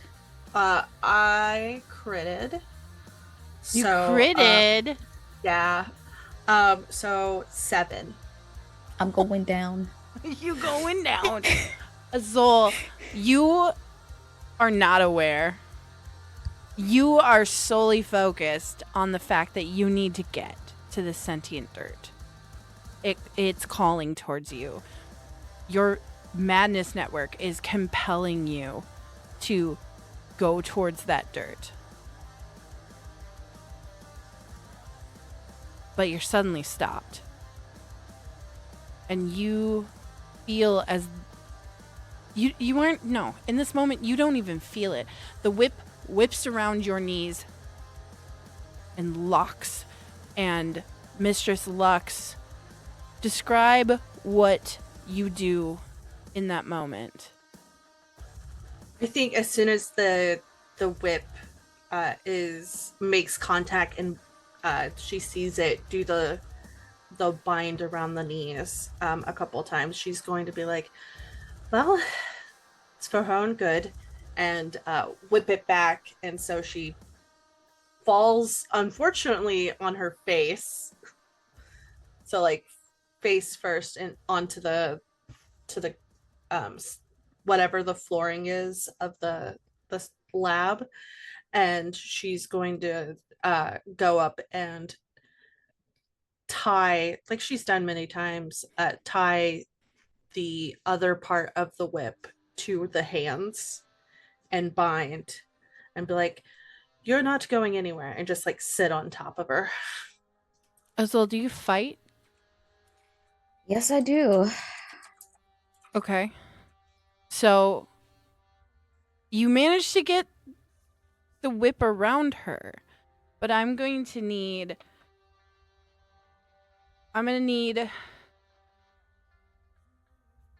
strength brawl from each of you. Actually, no. Yours, Mistress Lux, is dexterity brawl. Isolde, yours is strength brawl. Your mic is muted. Can I use my dominatrix rules under etiquette to No. Okay. Damn. Not in this instance. Okay. Two I'm going successes. to rouse to Okay. get more. How many successes, Isolde? I don't get hungrier. So I add an extra die. So.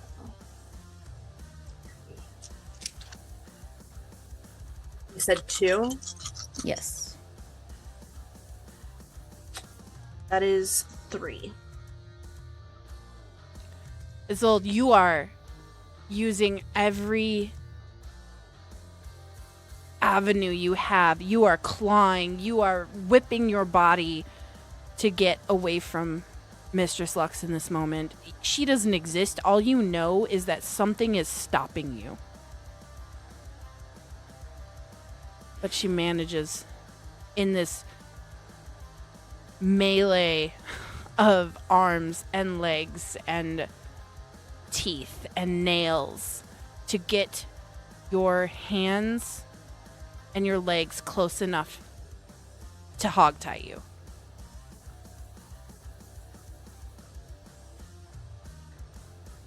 What do you do at this point? I think I'm still resisting, even though I am now restrained. Muttering, the roots, they call for me, the roots. As you're saying the roots, they call to me, Ellie is echoing the same sediment and moving towards the dirt as well. Are you, Mistress Lux, are you holding on? I'm like, I have a hand on the binding and sitting on top. She is actively writhing out from underneath you right now. It is perfectly fine. It's not the first time that she is Mistress Lux has dealt with a rowdy, bound individual. We got some coterie wrestling here today. Exactly. This episode brought to you by PvP. Want your coterie to bond? Try PvP. Yeah.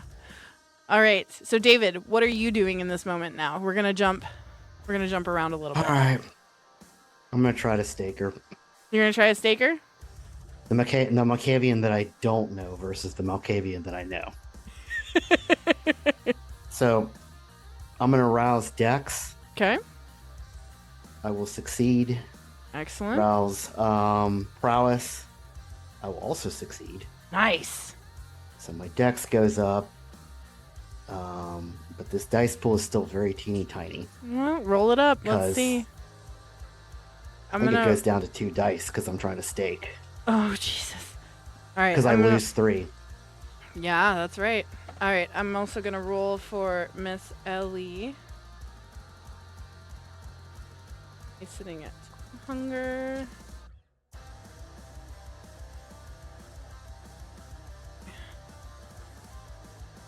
You may as well not. No successes.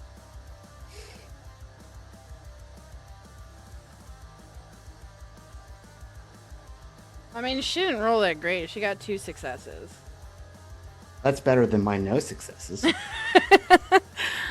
So, Ellie contorts her body out of your attempt at kind of this grapple staking motion, and she contorts her body almost unnaturally.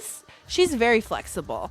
She contorts out of the way and then continues to shamble towards the roots, reaching out with fingers. What do you do? we'll do it the way that I probably can do it. I will try to restrain her with arms of Armin. Roll it up.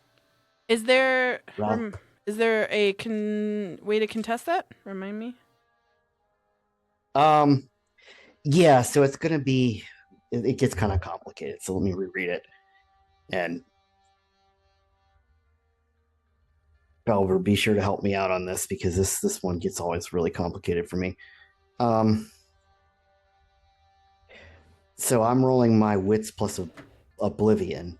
Okay. And I think that she Wits can plus resist oblivion. So arms are it's wits plus oblivion half your potent stats? Yeah. That's correct. But then I think if I'm going to use them to grapple, so I think she can resist that. Yeah, should be desk athletics. Dex athletics. All right. Also, I'm a hunger up. So you're sitting at 3 hunger, And or you're at it 2? wasn't a No, one you're or at the- 2. And it wasn't a 1 or a 10 on that rouse check, right? It was a 1 on the rouse check. Cool, you get a stain. Oh, Welcome good. to Oblivion. That's true. For some reason, they decided Oblivion just could nuke your humanity. Amazing. I mean, they are pretty ugly things. Yeah, it's just weird. Oh, that's not good.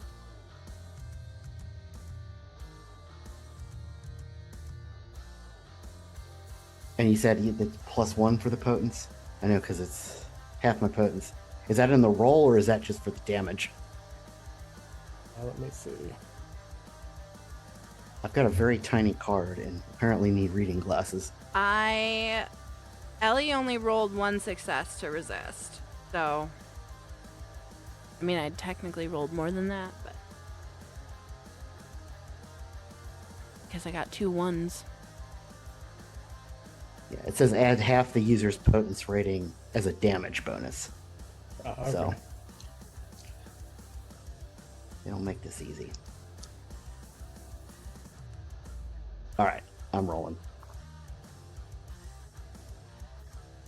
That is 3 successes. You absolutely managed to get your shadowy tendrils around her. Do you want to describe for us what everyone sees when this happens?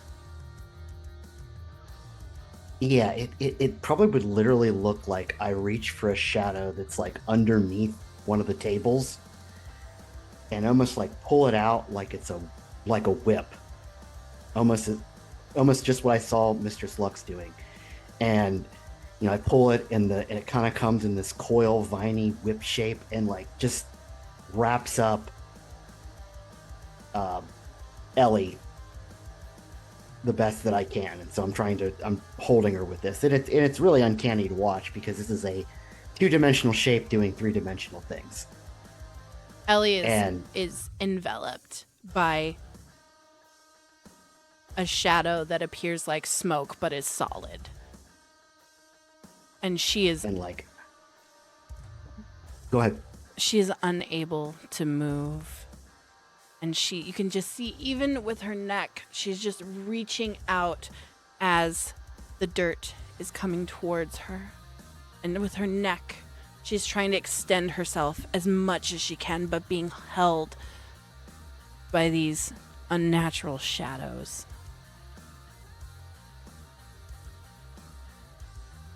I would say David's eyes are also going very black, and he's kind of muttering to himself about like, you want it, but you can't. You shouldn't. You can't have it. You can't have it. Don't take that next drink. And I'm just like trying to pull this person away from the dirt. Ellie is resisting against you, but it's futile, and she's going, It calls me. I touch the symbol, it calls me.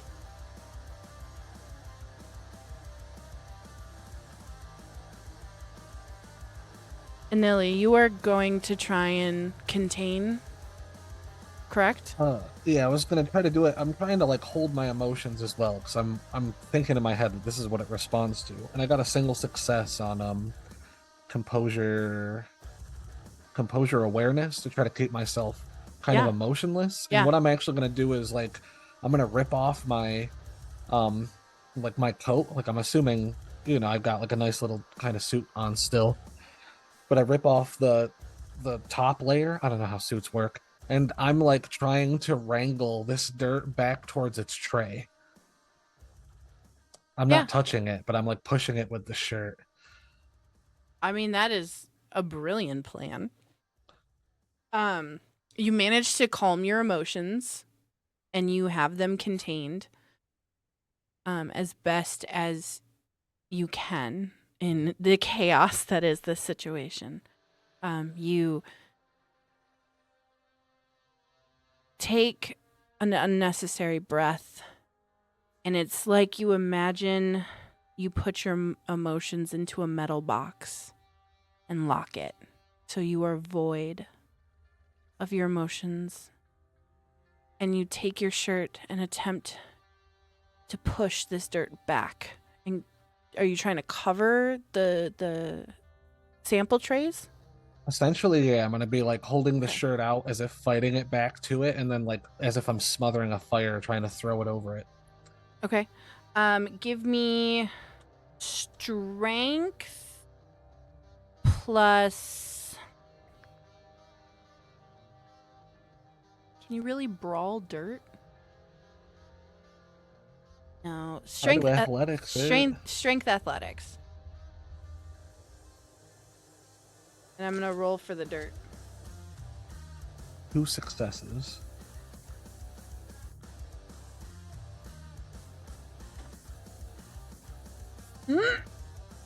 I am so sorry. I am so sorry, but I just critted on that. So I got 6 successes against you. So you can also get your ass kicked by the dirt. I swear I didn't make him that hard. This Fight Club sucks. So the dirt sees you coming. You think you're being like all stealthy and sneakily, and no, it sees you coming and it like diverts around you and continues to reach out.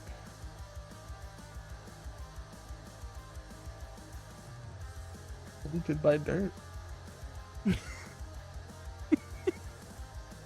I'm just in shock. It took me so much to get in this like cold predator mind state where it's finally controlled for a second. That I think I'm the shit. I think I'm gonna approach this dirt and say it, but no, it goes right around me, and I don't even know how to process it. What the fuck? We're gonna now switch back to Isolde. Isolde, you are still freaking out, and the dirt is trying to come closer to you. How is that manifesting in this moment? I'm trying to like inchworm my way to it, even though Mistress Lux is still most likely sitting on top of me. Okay. Do you attempt to break the grapple? Let's see. I'm gonna say no. Okay. Mistress Lux, are you doing anything to calm her? Are you doing anything to get her out of the room? Well, she's bound by her feet, so it's kind of, or like around the knees and hands, so it's kind of hard to move somebody at that. And the only thing I don't have anything that would be like a calm emotions besides awe. It's kind of just like, I think Mistress Lux is just like, you're okay, you can calm down, and is like petting her hair a little bit, just like, shh. She's not aware. Okay. She's not aware that you're even there. All right, David, you also in the same moment. Granted, okay, from the time that Ellie burst through the door to now has been a grand total of maybe 10 seconds. Maybe. If we're lucky, it's been 10 seconds.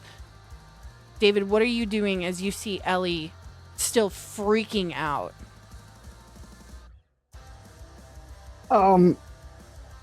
At this point, she's not listening, so I'm going to do damage. I'm going to squeeze with the tentacles. Are you gonna pull.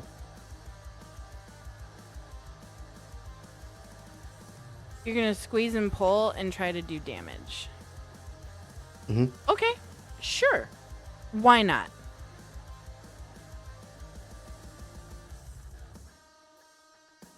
And I'm also looking to the sheriff, sort of a side eye, like, I don't know how long I can hold her. Don't kill her. Stake her. Stake them both. And the sheriff reaches for a stake and comes towards Isolde. Okay, if he looks like he's going to do that, I will just hold her. Well, you were holding Ellie. Yeah, I'm just going to continue to hold Ellie. Okay. The sheriff goes up to stake Isolde. My dice. Okay.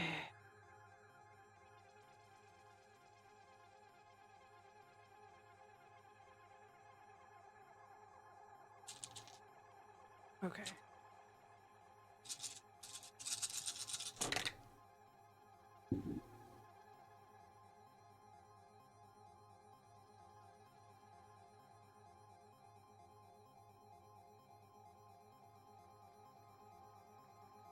The sheriff just rolled 8 successes to stake Isolde.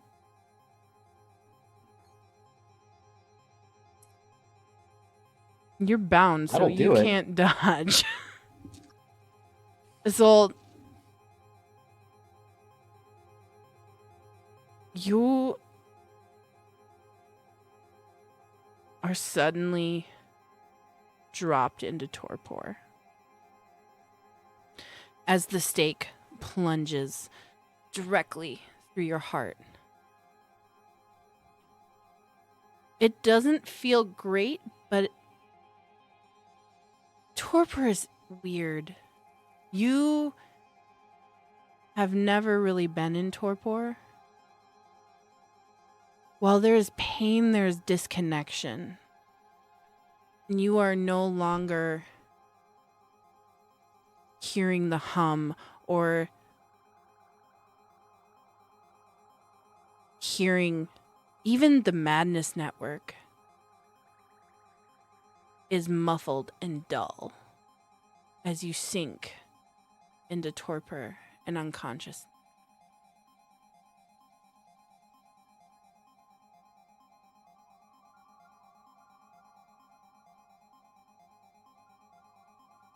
What do you guys do now?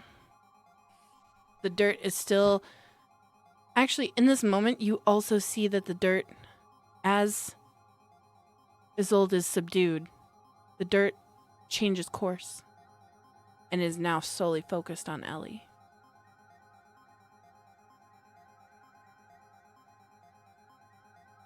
Are we going to stake her or not? Where's the stake? And David's got Mistress. it. I'll do it. You concentrate on the. I have to concentrate on. I have all of 1 dice if I'm doing staking things, which means negative dice. Which means So- negative dice. So what is it? It's strength plus melee? Strength plus melee with a -2 for called shot staking. Yep. Though she is restrained and not able to defend, so you might be against like difficulty 1. Just something nice. Yeah, I would agree that like with her being unable to dodge or move or really act against you in this moment, it is still a -2 because of difficulty or because of called shot, but you really only need 1 success to successfully do this. Her I'm defense gonna- is only 1, so yeah. I'm gonna rouse the blood just in case. I get hungrier. I'm Cool. at 2. Cool. Cool. Cool, cool, cool, cool, cool, cool, cool, cool, cool, cool. And okay, so that gets me 1 extra die, correct? 2 extra dice. 2 extra die. Okay. So Dex. It'll essentially counteract the called shot bonus or negative. Yeah, essentially. Oh, hold on. I need another Yeah. blood die. Ernest would have to blood surge to have 1 dice. That's 4. Yeah, you absolutely plunge that stake right into Ellie's heart. And she immediately sags limp against the shadows.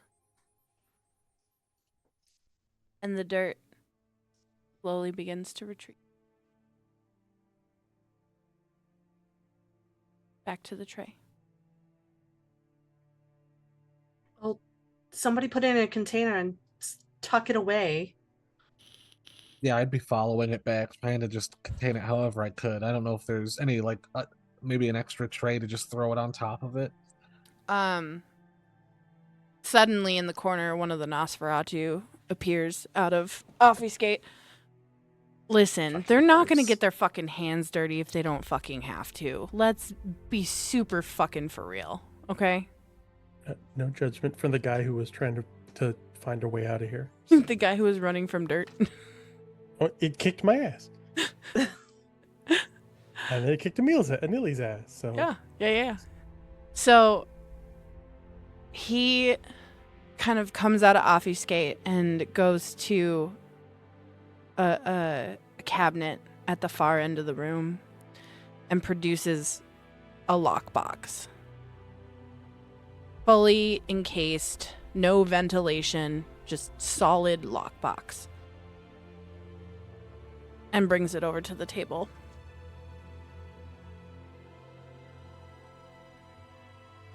all the samples in the box.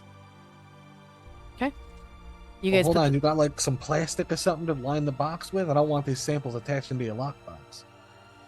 At this point, it doesn't fucking matter. Put the shit in the box. Get in the box. Okay. He locks the box.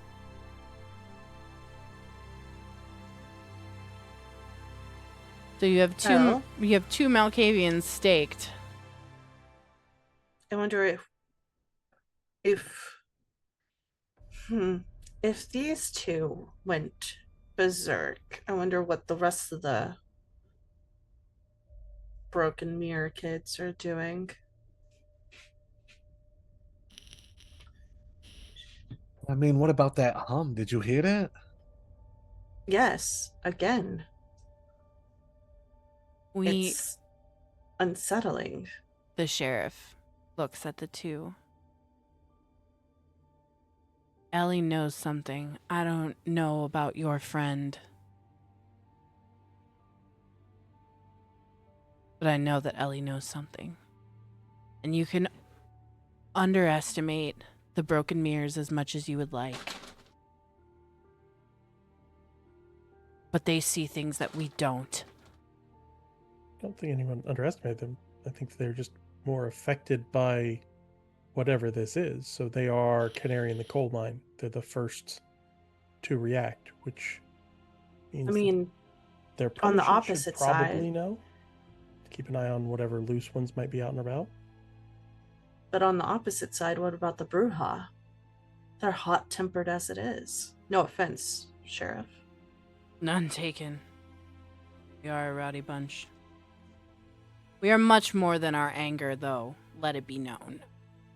Yeah, but the whatever is empowering the dirt to do it is drawn to strong emotions. Your anger is going to draw it, but it didn't seem to be as drawn to you as it was their connection to whatever is going on. So if nothing else, the Primogen probably should know just to warn the rest of her clan that there's something out there that seems to be hitting. She's no longer Primogen. Well, whoever speaks for their clan. I have no one as of right now.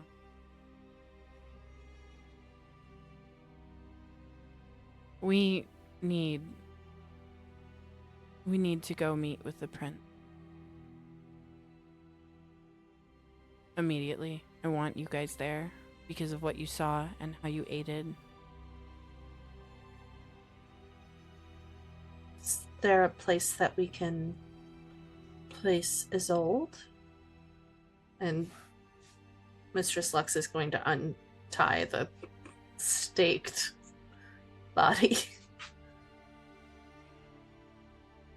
Just Bring her with. oh, I don't Okay. know if the prince will want to unstake her in this moment or not. So, the sheriff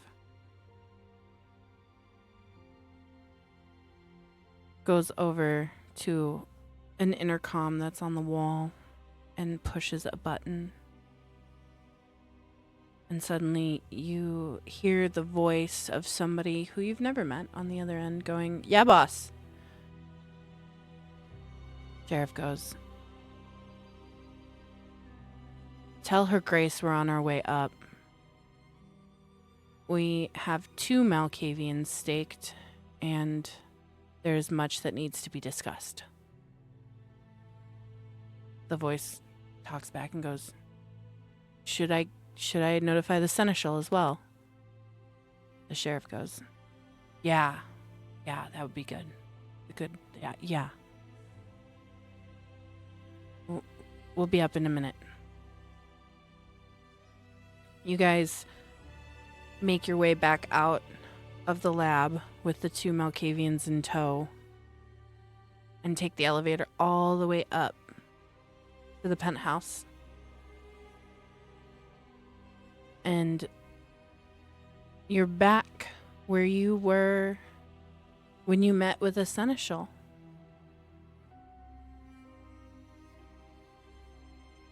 And you see that same ghoul sitting at the reception desk. But this time she does not look up from her computer.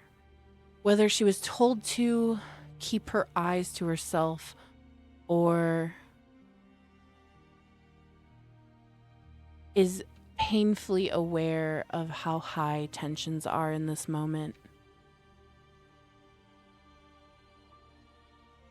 She just continues to stare at her keyboard. And you guys walk around. Sheriff doesn't even stop, doesn't say anything to the receptionist, nothing. And walks around that glass meeting room back to those double doors that are solid oak and intricately carved.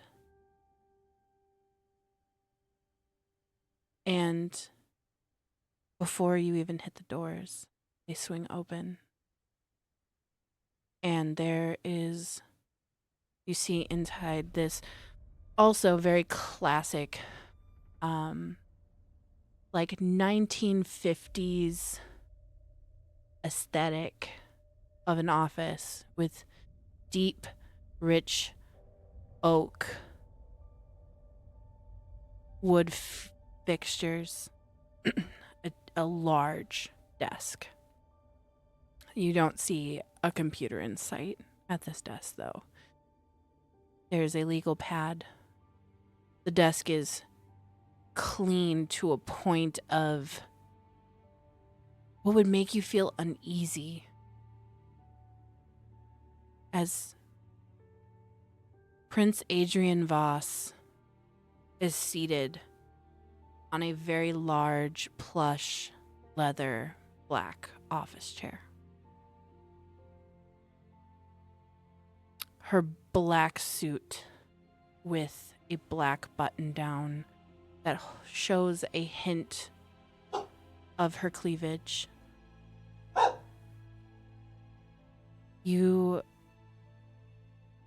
see a look on her that you have never seen before. For a flash of a moment, there's this look of anxiety. And as soon as it crosses her face, it's gone. And it's back to business, stone cold. She looks from the sheriff to all of you, and she sees the 2 Malkavians in torpor, and sits back and goes,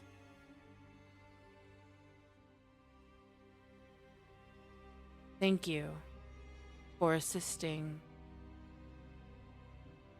in the recapture of Ellie. She's truly not dangerous.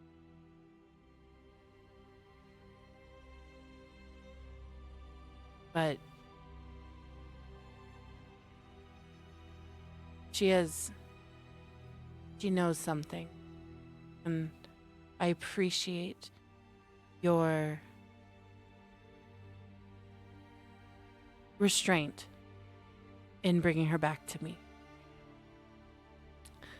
I don't know what to say about your little one, but let us start from the beginning.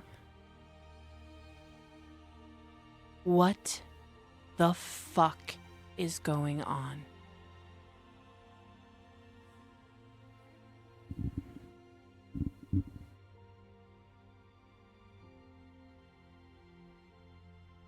Well, Your Grace, and Mistress Lux gives a bit of a bow before, or while saying that.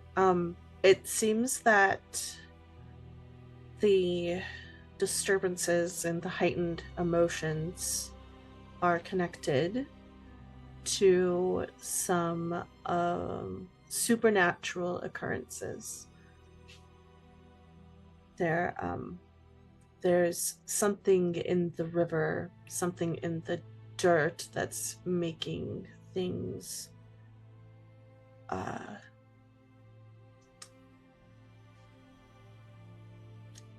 emotional, as it were. Emotional? Or feeding off the emotions, heightening them. And who knows, maybe there's somebody who knows about this and is making Kine emotional as well.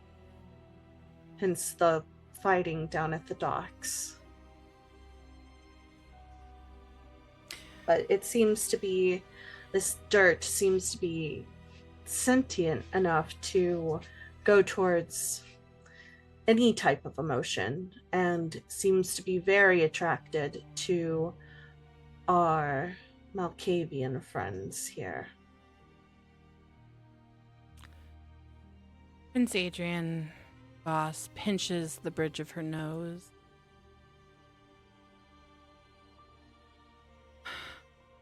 So we have sentient dirt, a presumably dead ghoul, Malkavians losing their shit, Masquerade breaches down by the docks.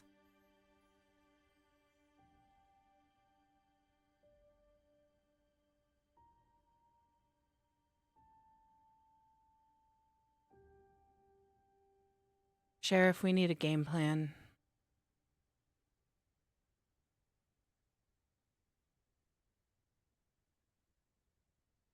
We don't know what we're dealing with. Well, it seems, David, you still have that poem, correct? Ah, David, nice to see Yes. It seems that this isn't the first time it's happened, right? And Mistress Lux will just back away and kind of give you the Well, floor. there. you. She beckons David close. There's a legend from early 20th century, further back, that suggests that acts of rage and high emotion near the river causes the river to fight back, as it were.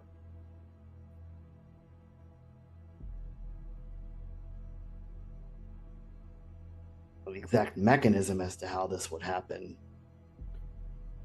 normally would, who knows, but it seems to be operating at least under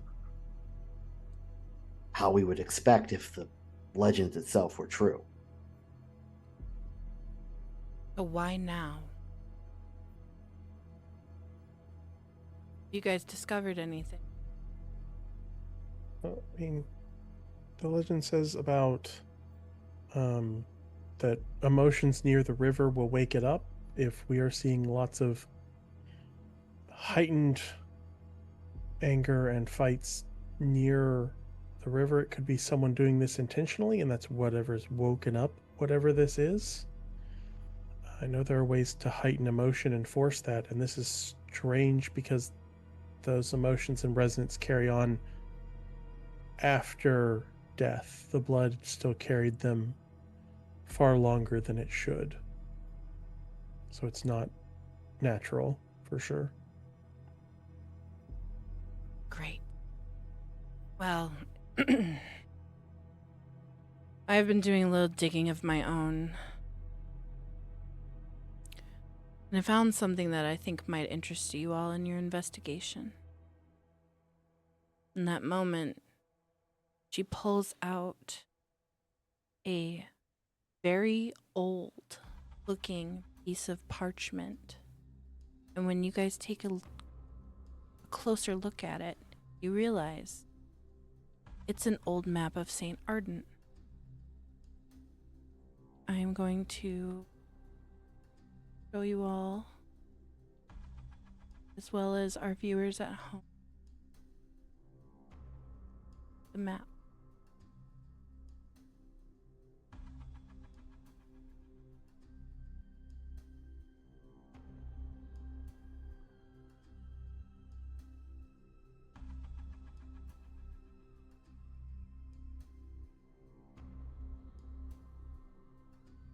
I found this particularly interesting.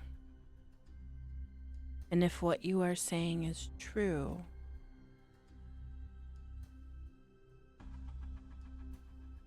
there has to be something that coincides with this city paperwork, something. I have not been able to find it, but perhaps you all can. In the time being, Sheriff and I will figure a way to spin what has been happening.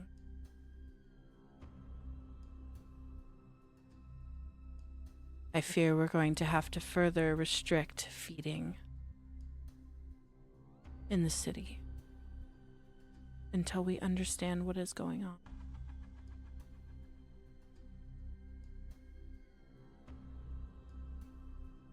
I might suggest, if possible, and this would be a large task, of course, is to keep any kindred and kind away from the river that we could. I believe that is possible.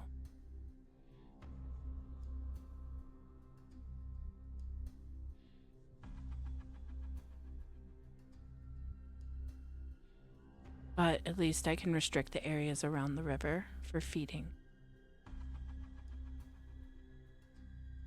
I don't know if it'd be relevant, and I'm not saying that it's some of the clan's emotions, but if I remember correctly, when we first went down to the pier, there's a Bruja hangout not too far. It might act as some kind of resonance battery that might be pushing out certain emotions towards the area. But just a suggestion. The prince sits back and she touches her right point lips, as if pondering for. He looks over to the sheriff, goes, "Keep your clan out of that bar till I say so." The sheriff nods. Doesn't say anything, nods.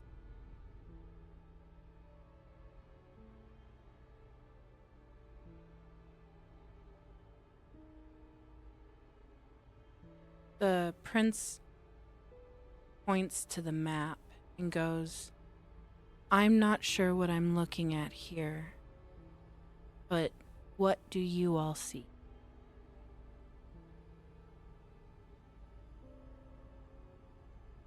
Well, it's before industrialization, so it's maybe those are sewer access points, or there's not really a legend. It just says the parts that are marked or were closed off with the expansion.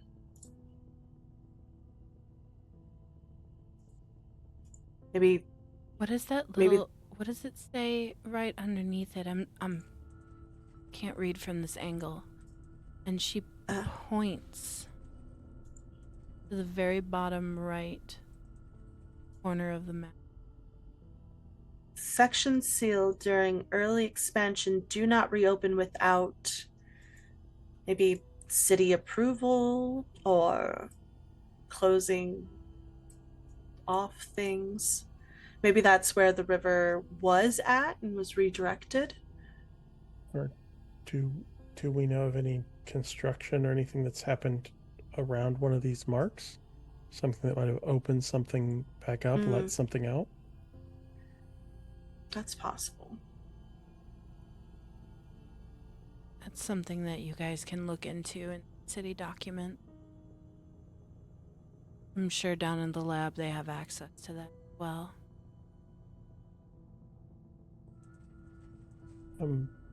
Is this the root symbol you all saw? What? The prince stops you. What root symbol? It was a symbol. It was He points to the map right above where the words are, where there's the root symbol that's on the map. Yes, it is. Oh, wow. oh yeah, it's the same one. Huh. What? This is apparently the symbol that they saw embedded in the ground and also in the car around where the sentient dirt was reacting.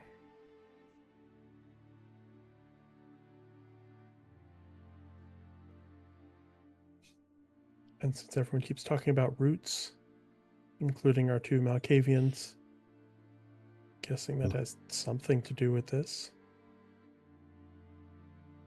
Can you She questioning. interrupts you and goes, "Can you restrain your little Malkavian friend there? I wish to speak to her." I can retie her up, yes. And Mr. Slux will go back and retie her up. The prince waits for you to remove the stake.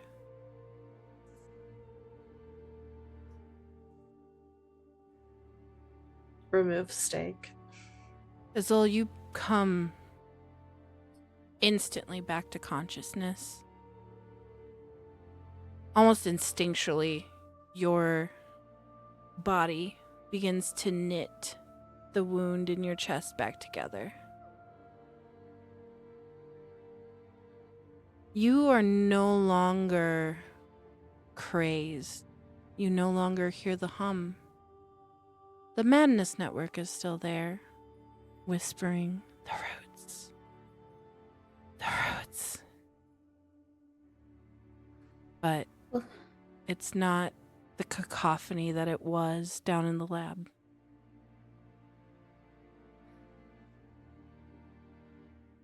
What just happened?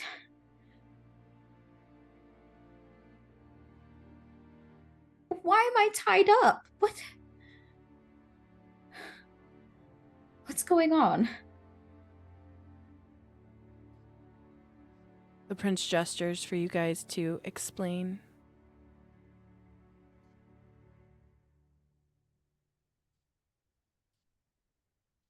You went a little cuckoo bananas and tried to crawl into the bad dirt. The prince would like to That ask you. stuff? Yes. No. The prince would like to ask you a few questions, though. So you're tied up for your own good. My first question is, are you calm enough to be untied in this moment? Yes, Your Grace. I have no clue what came over me earlier. I'm calm. She motions for Mistress Lux to untie her. Untie and back away. She looks at you, Isolde, and motions for you to come forward towards her desk. I will get up from wherever I was restrained and walk over to the desk.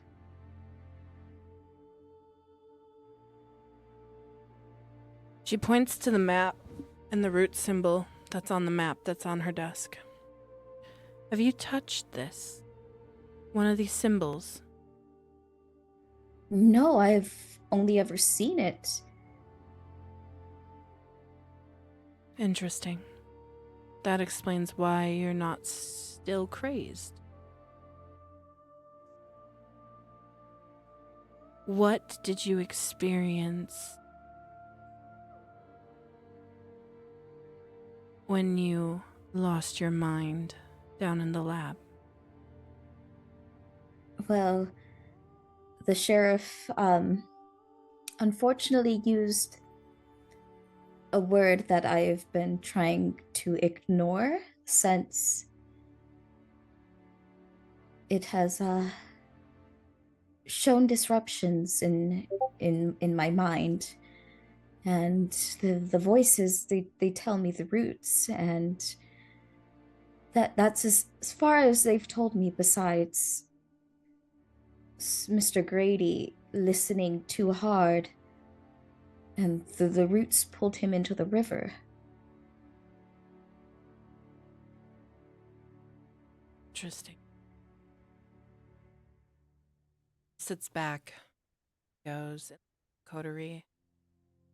I want you guys to continue to investigate.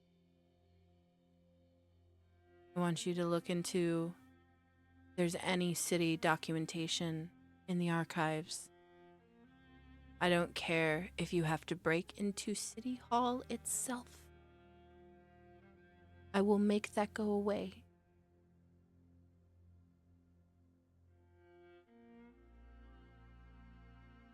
I want you guys to look into this tonight. This is your sole priority. It's figuring out what this all is.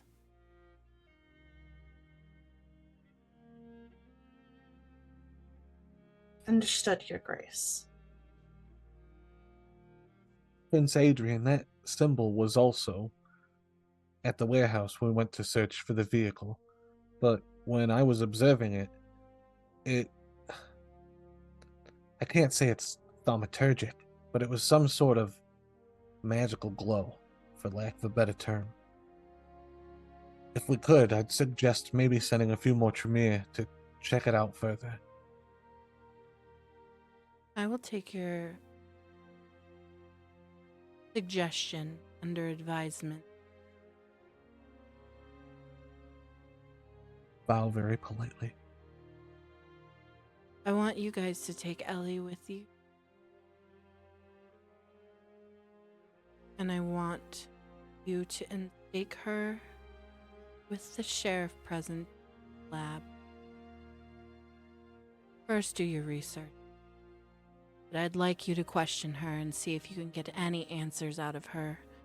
And maybe because you have, and she gestures towards Isolde, a fellow broken mirror, maybe there's some clarity that can come of it.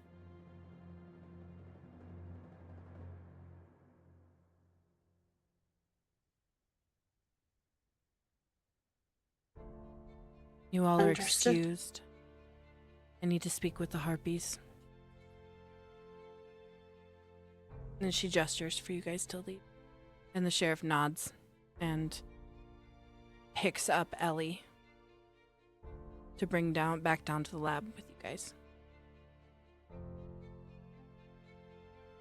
Good, I was about to try to drag him.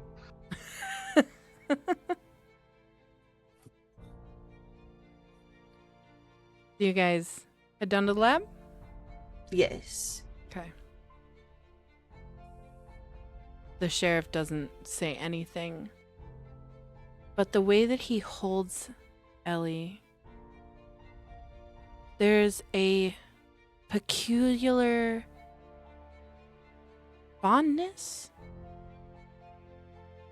that you might be able to pick up on.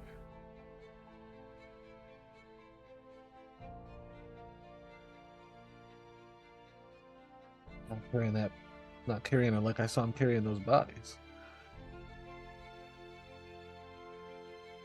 He just continues down. You guys take the elevator back down to the lab, come back in. Whatever mayhem had happened, moving of desks, chairs, whatever happened in the scuffle is completely cleaned up. And only Grin is present, or at least what you see currently in the lab.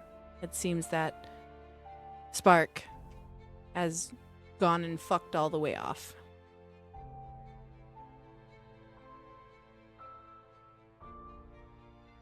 I have questions, but I let them hang. Hmm? I have questions with that statement, but I let it hang in the air. I've already spoken up enough tonight. ask your questions. No, we'll wait for rumors. It's weird that Spark is fucked all the way off, but we'll see what comes of it. I'm not trying to get beat up by the sheriff.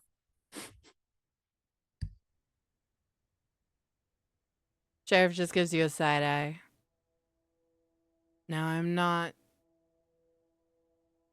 against violence. I'm against unnecessary violence. And, Mr. Everhart, you, sir, are not worth the blood nor the effort to kick your ass. And let me make this perfectly clear. It wouldn't take much.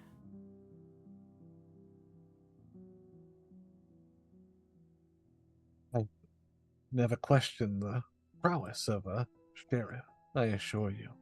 And I offer a slight bow again, but like I'm looking at him like directly as I say it, but like in the back of my head, I'm like, haha, motherfucker, I shut down your stupid fucking Brewha bar. The sheriff, with his free hand, slaps you upside the head and goes, "Don't ever fucking bow to me ever again, pissant," and continues into the lab.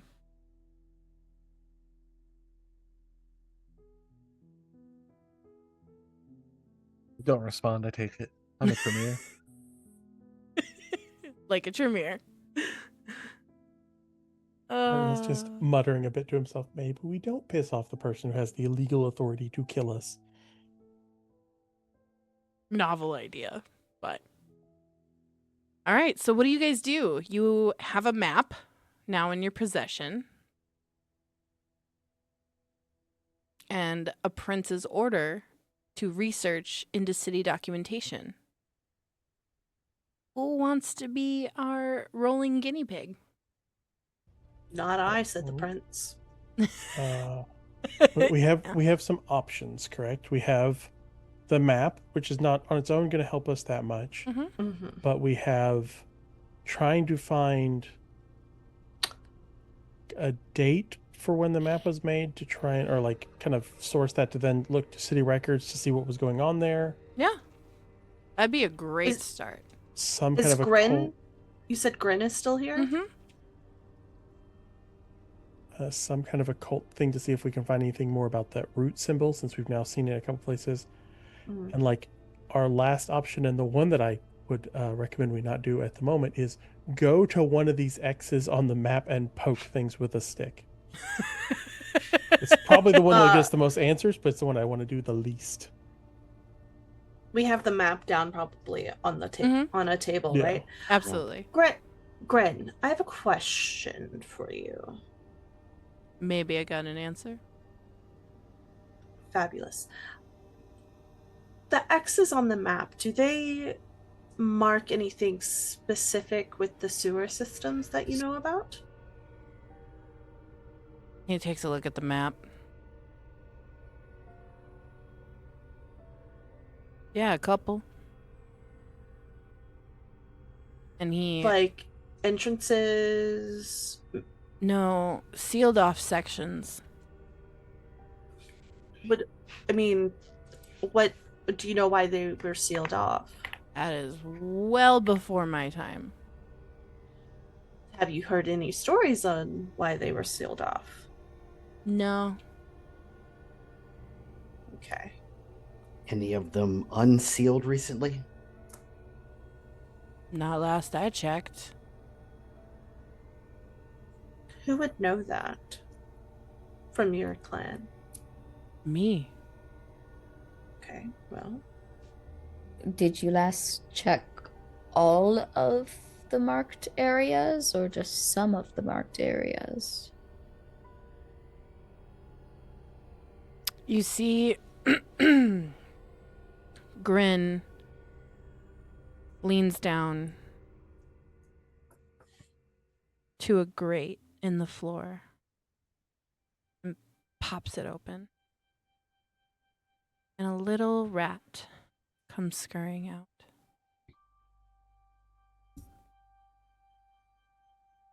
Ready. What do you got for me? And suddenly you see a grotesque, skin-sloughing Nosferatu have a conversation with a little rat. And to you all, you hear just Stranger things have happened tonight. And Grin looks up and goes, "They're all sealed." And gives a little boop on the snoot, the little rat. It's a weird fondness to see a Nosferatu be so affectionate. But Grin is. And the rat scurries away, back down into presumably the sewers.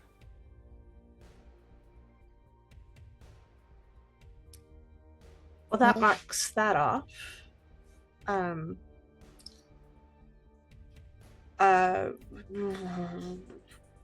Should we go manually into the city archive since we have permission to break in and have our tracks covered? Well, did we have time to sample or test the plants at least? I know I'm going nowhere near that dirt, We'll take but care of it. the plant. We'll take care of it. Grin said. All right. I mean, if I were yous, I would maybe our lovely little archive computer over there and maybe check the archives first before you break in and try and get your hands on official documents. That's what I was thinking too. We reference what we can to the map and any information we can get right now, and then we tend to double check whatever facts we can get before we go sticking our nose into things. The sheriff just stands against the wall and kind of watches you guys work. This is not his wheelhouse. Beating the shit out of people is his wheelhouse. He's just there guarding Ellie. Yeah, I mean, Ernest is good at the investigating thing. He's more than happy to try and dig up some. Do we know from the history that Ernest knows from being here and from talking with people, do we have like a date range for like where it talks about earliest expansion or Yeah. some kind of idea for that? And that's kind of where he'd start looking in the archives then. Remind me, what year was Ernest born? He's not terribly old for that, so he's not going to be around for like the founding of the city or anything like that. Ernest looks like he's in his 30s and is probably maybe twice that actually. So like he was born in like the 1950s? Yeah, something like that. Ish? Okay.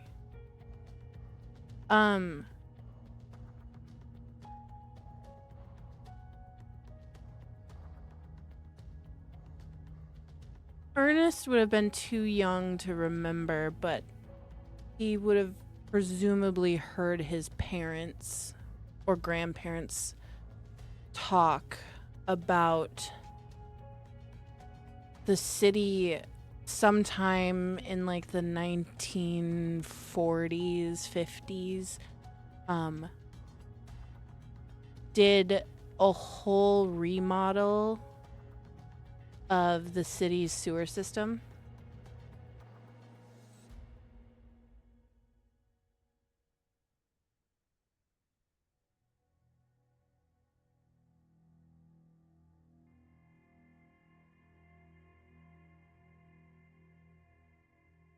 All right, so I guess that's what he would start looking into is like if there were plans, if there was any articles, if there's anything like that that might give us an idea of, Sure.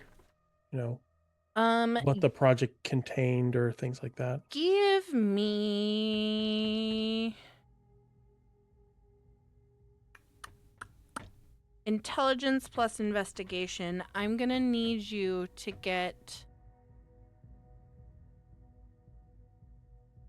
for this first piece, I'm gonna need you to get 2 successes. Do I get to add my deduction specialty to this? Heck, yes, you do.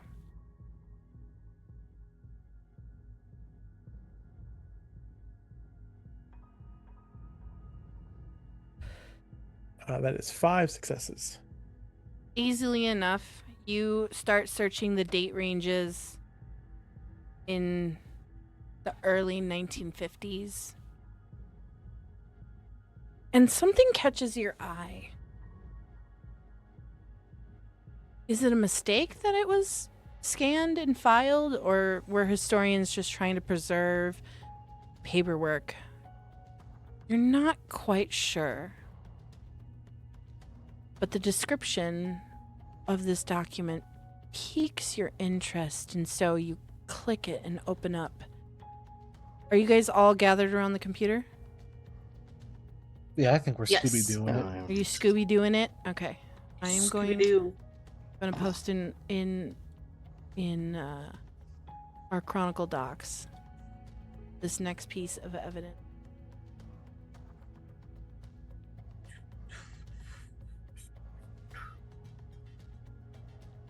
And for our viewers at home, show it.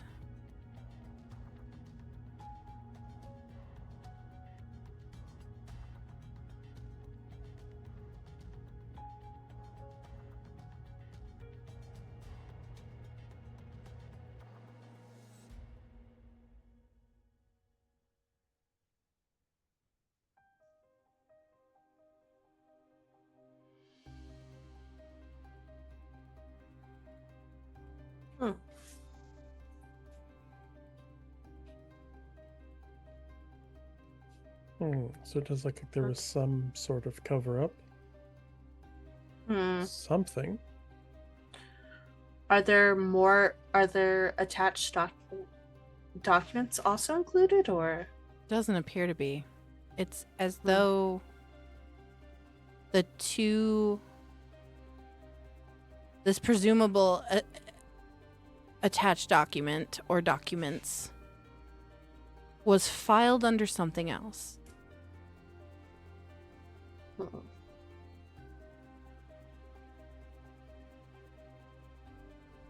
Well, that gives us a place to start, and a department at least. True. Do you want to give me Might- another roll? Yeah, could do that. Okay, this time you will need 4 successes.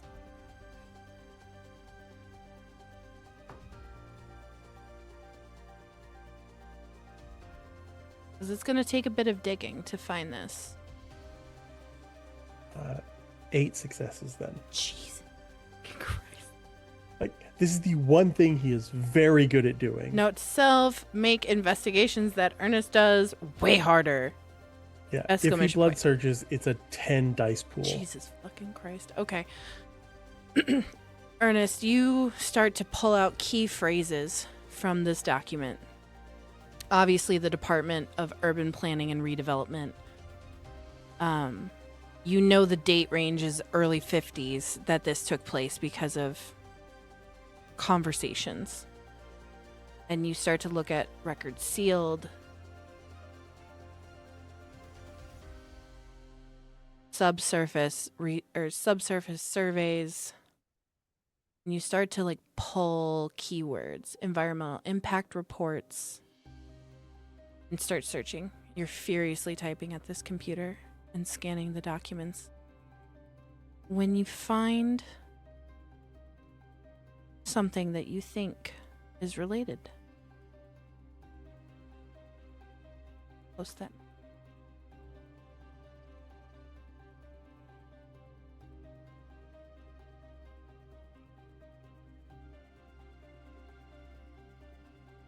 For our viewers at home, I will show you page 1 and give you a second, and then I will show you page 2.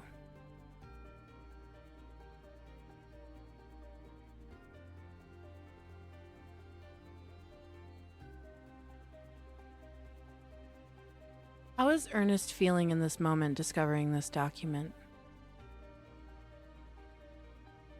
I think after the way things have gone earlier with like the kind of failures of other things having some success in the thing he's actually pretty proud of his ability in, I think, is kind of got him feeling well. He's hungrier, but the beast enjoys the success as well. This kind of like hunt of its own. This need to prove that he has a place in this world. So succeeding on doing things always kind of buoys that spirit. You look at the dates and see 0902 of 1952. You see Department of Urban Planning and Redevelopment. This was an internal memo that went out.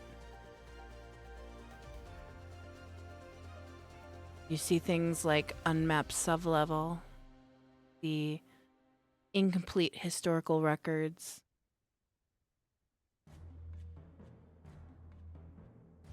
closed rather than removed. You see lots of redactions within the document. You look at page 2, and you see the cover-up. But what you also see, scrawled in faded pencil, is this wasn't an error. It was already there.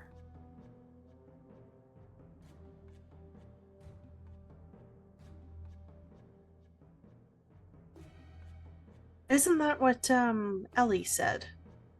It was already there. Yeah, it looks like when they were expanding, they found something old, something that was here before that was sealed up, and instead of they resealed it and tried to hide it.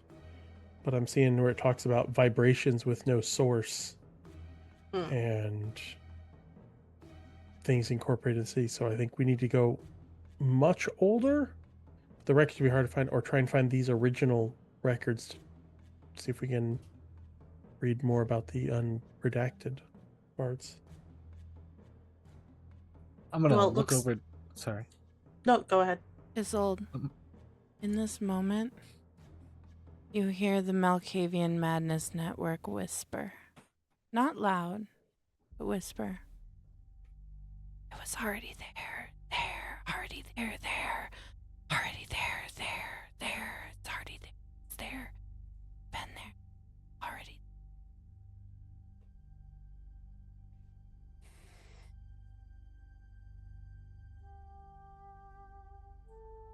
Well, can't say Ellie was wrong.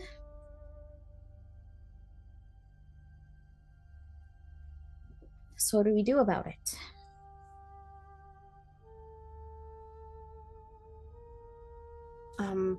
How old is Ellie?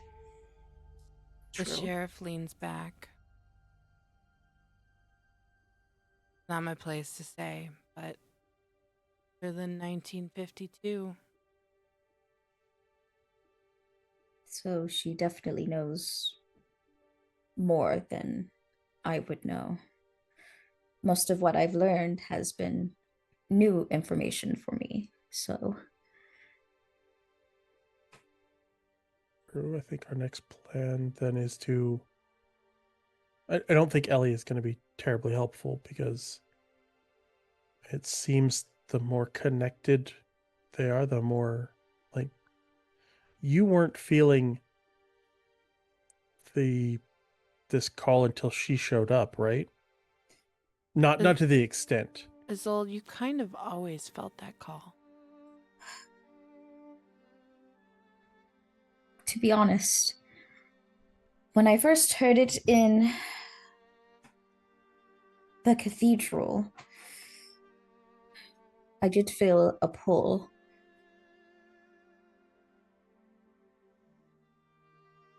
But I've just tried my best to ignore it. You hear grins speak up from the corner. You said you weren't good at auspex though, right? No. Shit, I've seen the shit that Ellie can do. Sheriff nods along. She's proficient. Might be the reason why you weren't as pulled to it.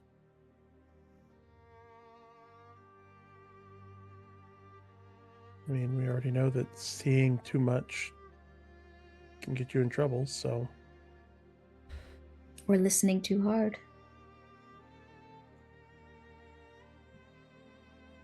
sadly, though, our job now is to go try and see more. Well, and the prince wanted me to wake Ellie up and have you guys ask questions.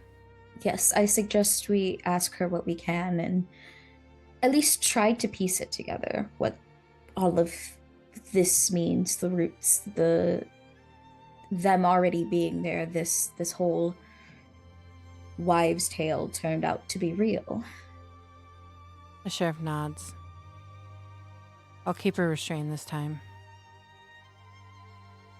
Somebody want to pull the stake from her heart? And he wraps his arms and legs around Ellie's body. I'll do it. It'll be the first time tonight. And she'll come up and just... Are we ready? I ain't waiting for nothing. Grin hands out a few other stakes to you guys. You each can add 1 stake to your inventories. Okay. And Mistress Lux will pull the stake out and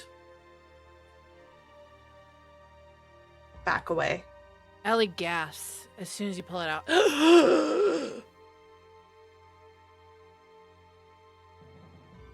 And she stiffens as she feels the cold body of the sheriff wrapped tightly around her. She cocks her head a little bit, but her face relaxes.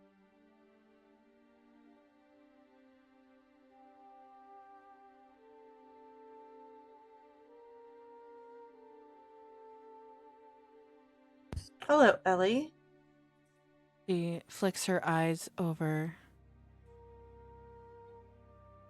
to you, Mistress Lux.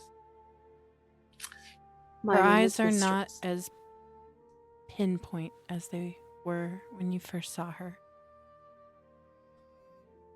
My name is Mistress Lux. We have a few questions. Are you able to answer them?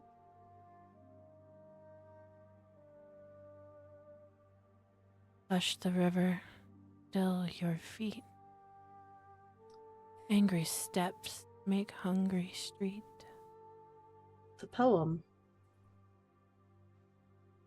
Do you know the poem? Did you read it as a child? Do not shout, do not fight, not by water, not at night.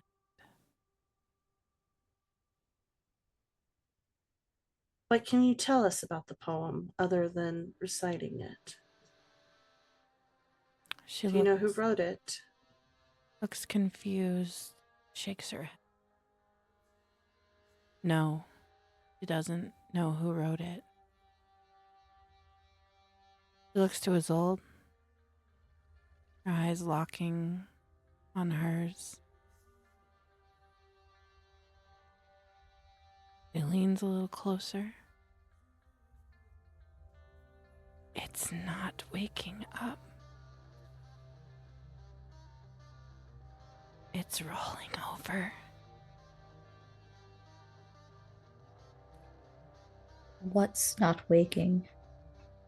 The roots. No, they're quiet now. It's not waking up. It's never been asleep.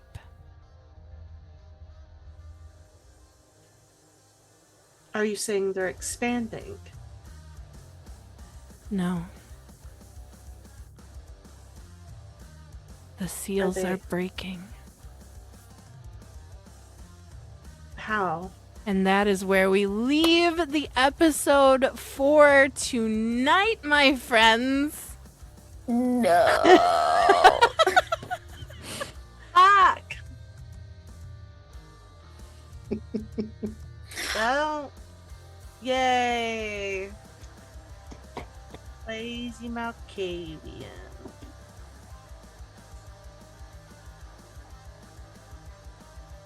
You've seen some shit. Sorry you got staked there, homie. I deserved it. Google, what is our Malkavian saying to us? Translator, please. Translate, please. Honestly, I thought I was going to be the one getting staked. So it was old. Hell yeah. It's like, does anyone speak crazy person here? I mean, No, I just I me. do, but I don't count. Thank you You are the guys, crazy. everyone, for joining us for Saint Ardent by Night, episode 3. Remember, next week is our first break. We will not have an episode Saturday night next week. We're going to enjoy the holidays. We will be back the following week. And that is where we're going to pick up this episode. Make sure you guys are following us on all of the platforms because we will be posting little snippets and things. And you guys can get all of that information if you go to saintardentbynight.com. I don't know why my bot doesn't like that command. Cool. Try SABN social media. Nope, it hates us. Anyways, it's saintardentbynight.com. Oh, no, it did work. Hey, look at that. Ta-da. Anyways, guys, thank you so much for joining us again. We are so grateful you guys watch our show or listen on podcast, which you can. They'll be up on Monday. Also, check out our merch store. The hoodies are so comfortable. I got mine in the mail this week, and it's so comfortable. I love it. Anyways, thank you guys so much, and we will see you in 2 weeks. Everybody say goodbye. Goodbye. Goodbye.